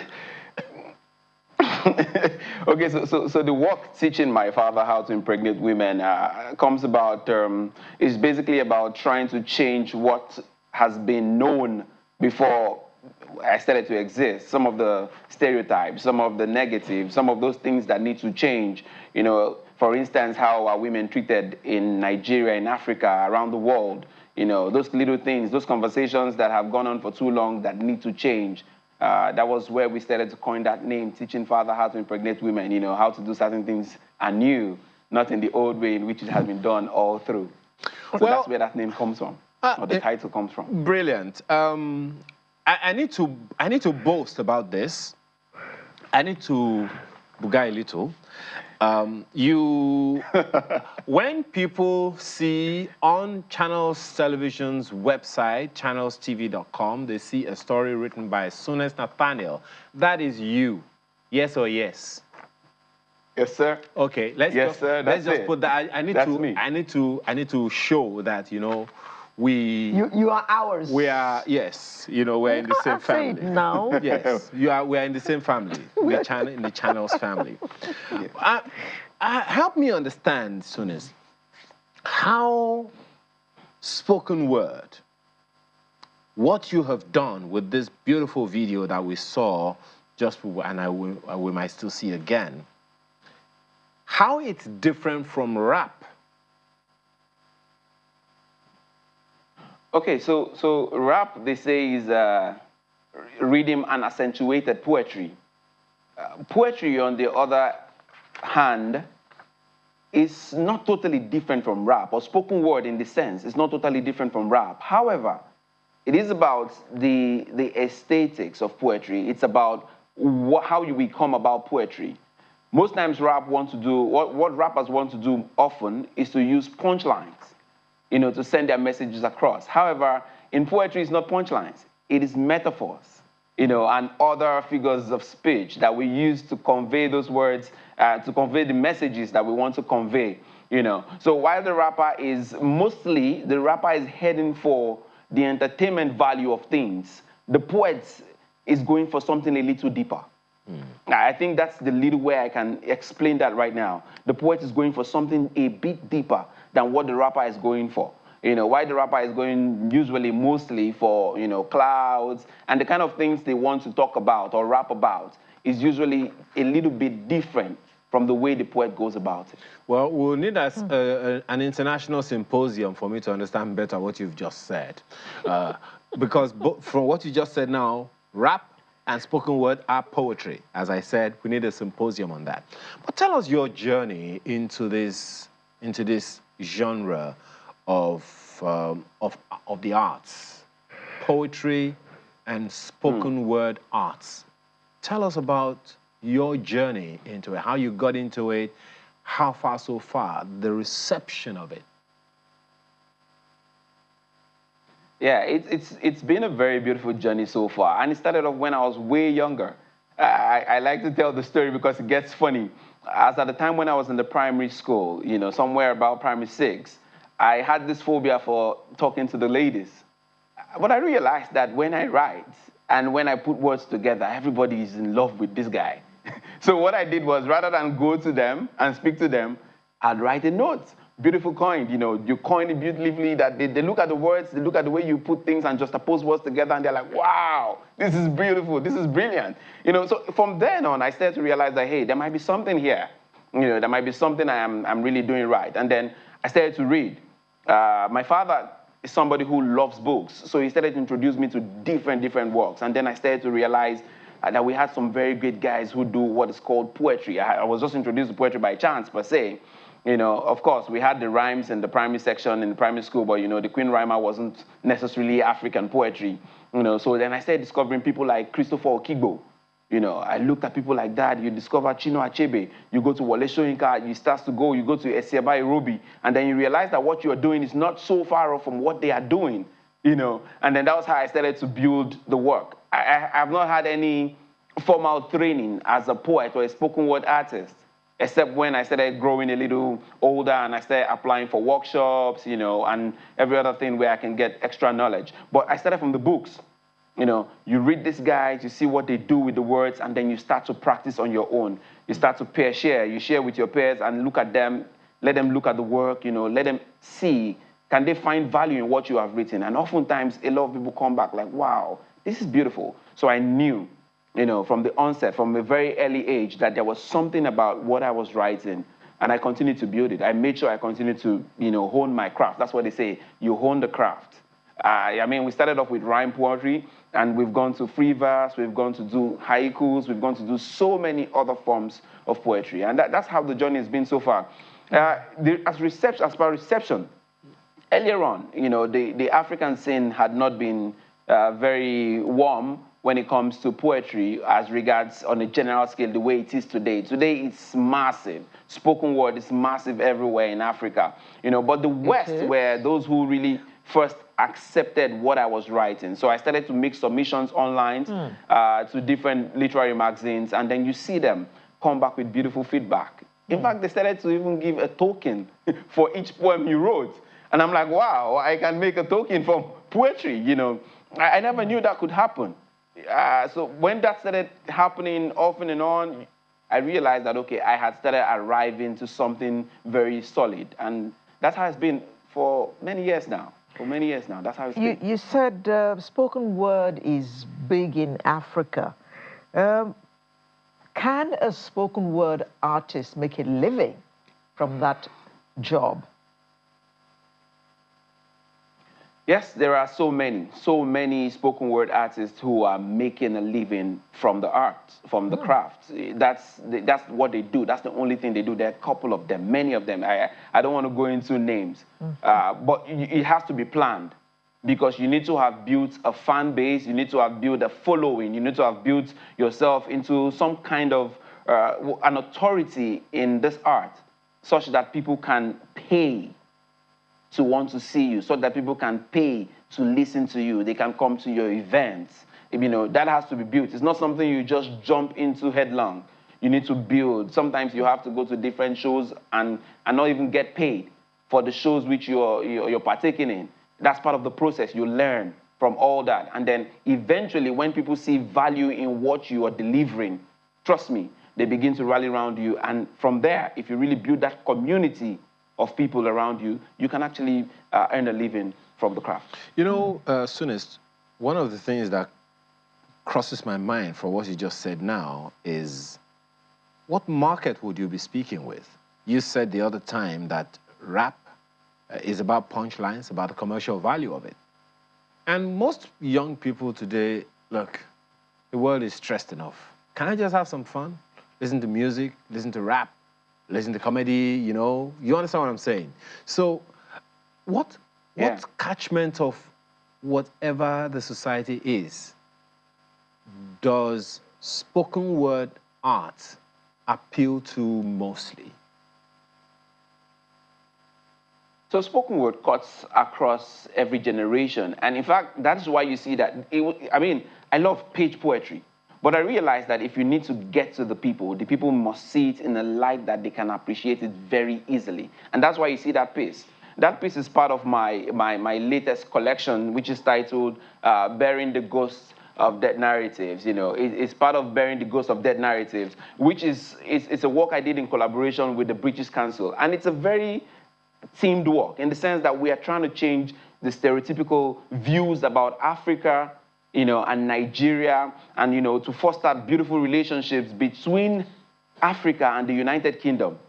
So how do we do this? We know that people wouldn't want to read something too bulky. People want to read that research. The research was about how many pages? Over close to 200 pages. That's what the whole research that brought about this book was. How many young people want to read that? So what did we do? We looked for the best way to package the theme, best way to package the message. It is about the packaging. So spoken word can go anywhere. Everybody can appreciate what they have just watched. So that's the way it can go through anybody who understands, the language can appreciate the way in which it was presented. So it's majorly about presentation. It's not like it has to be an elitist thing. It's not like it has to be somebody who has gone to the university. People can find themselves in the work which was just shown. I mean, I am the other Nigerian. It's clear. They can understand. It's something about pride, national pride. It's something about saying, hey, we are beyond all the negatives. We are beyond famine and hunger and poverty and wars. There's vibrance here, yes? There's Absolutely. Development, there's innovation. We're people who are resilient. That's what the poem is about. So rather than go to put it in a very, what will I call it now, very hard way, life is too hard, right? You just bring it into something very simple that they can appreciate. So if you really cook the work well, I like to use the word cook, if you really cook the work well, a lot of people will be ready to eat it, trust me.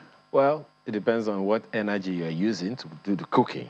But there's something also interesting here that, there are many people. You said spoken word is huge, and I think I met one or two people like as well. But you, I would say your situation is rather peculiar because, for one, you are a content creator with Channels Television, and you're still allowed to do your thing. Now, I don't know how many employers will encourage that, yet there are so many of them. As you said, is huge. The ones that you know are huge. How about the ones that are just latent in employment and are unable to do other things? So in that space, what would be your counsel to those people who want to explore and exploit that aspect of their lives, but are locked up in one employment or the other now? And as you said, they have to grow their client base before they can make it commercially viable for themselves. The truth is, I want to really thank Channels TV for opening giving that room, leaving that room open for me to be able to still follow what I'm extra passionate about, even while I do the job which I'm supposed to do. It's like you said, it's a very special thing. But there are others who might not have this. The point is, you must be sure that what you're doing is not in conflict with where you are, where you are employed. That's for those who are employed and cannot do it just because of, those little clauses here and there. You must be sure first, if they would not allow you to blossom, in all honesty, if they would not allow you to blossom, and you are very, very passionate about this, you might begin to start thinking of how to move. And that is the truth, because poetry is I used to call her a very jealous lady sometimes. Sometimes she doesn't want to share with any other person. She wants your time all through. In fact, at this point, I need to thank my wife, Suweba Nathaniel, who would always say, hey, just leave him. The madman is in his zone right now. And because that's how crazy it gets. You have all the books around me. You want to start your reading, your researching. So you don't even want to listen to any other person. These things happen. So you must look for the environment that, helps you to build the craft. If it doesn't really help you to build what you are most passionate about, you might start thinking about how to move. You have to start thinking about it, except that it's not what your real passion is, because there's actually work, that we are meant to do, and there's a job. I like to say the talent is the work. It is what God, because I'm a Christian, so I like to say it is what God has said, hey, this is where the people might get to know you. That's where the talent comes in, work. And then the job is what you do. That's where you build yourself. That's where you earn a living. That's where from there you can use the job. You can use the job as a good way to learn some of the things you need for your work. Absolutely. And that's basically what Channels has even done for me. Because some of the things that feed the things I write are the stories you see me come up with on Channels TV. It is from that space that I'm able to build something powerful in my poetry. You know, so you need to be looking at things like that. For those who are still just starting off, you must keep at it. You must keep at it. Okay. Trust me, where I am today is not where I was, say, even 2 years ago. Well, one can understand. Continue. There are going to be ups and downs. One can understand, Soonest, you know, it's a natural thing. Yes, absolutely. Yeah, one can understand your wife's partnership with you on this. After all, it's the same poetry that got her, right? So I'm going to leave it at that. We just have to let it go at this time. And you were the Poet Laureate for 2014 Korea Nigeria Poetry Festival. So you've been going places. Thank you very much for coming to close our program today. Jesus is coming soonest, Nathaniel. Which has been shortened to Soonest Nathaniel. Thank you very much for being our guest on Sunrise this morning. Thank you very much. I've had a very wonderful time with you guys. Thank you very much. Thank you. So that is our package for today. We hope you enjoyed it, and we hope that you will join us again next Saturday for a fresh edition. I'm Alero Edu, wishing you a happy weekend, and be with you next week. Next week is Soonest. Have a wonderful rest of your weekend. Bye for now. Bye.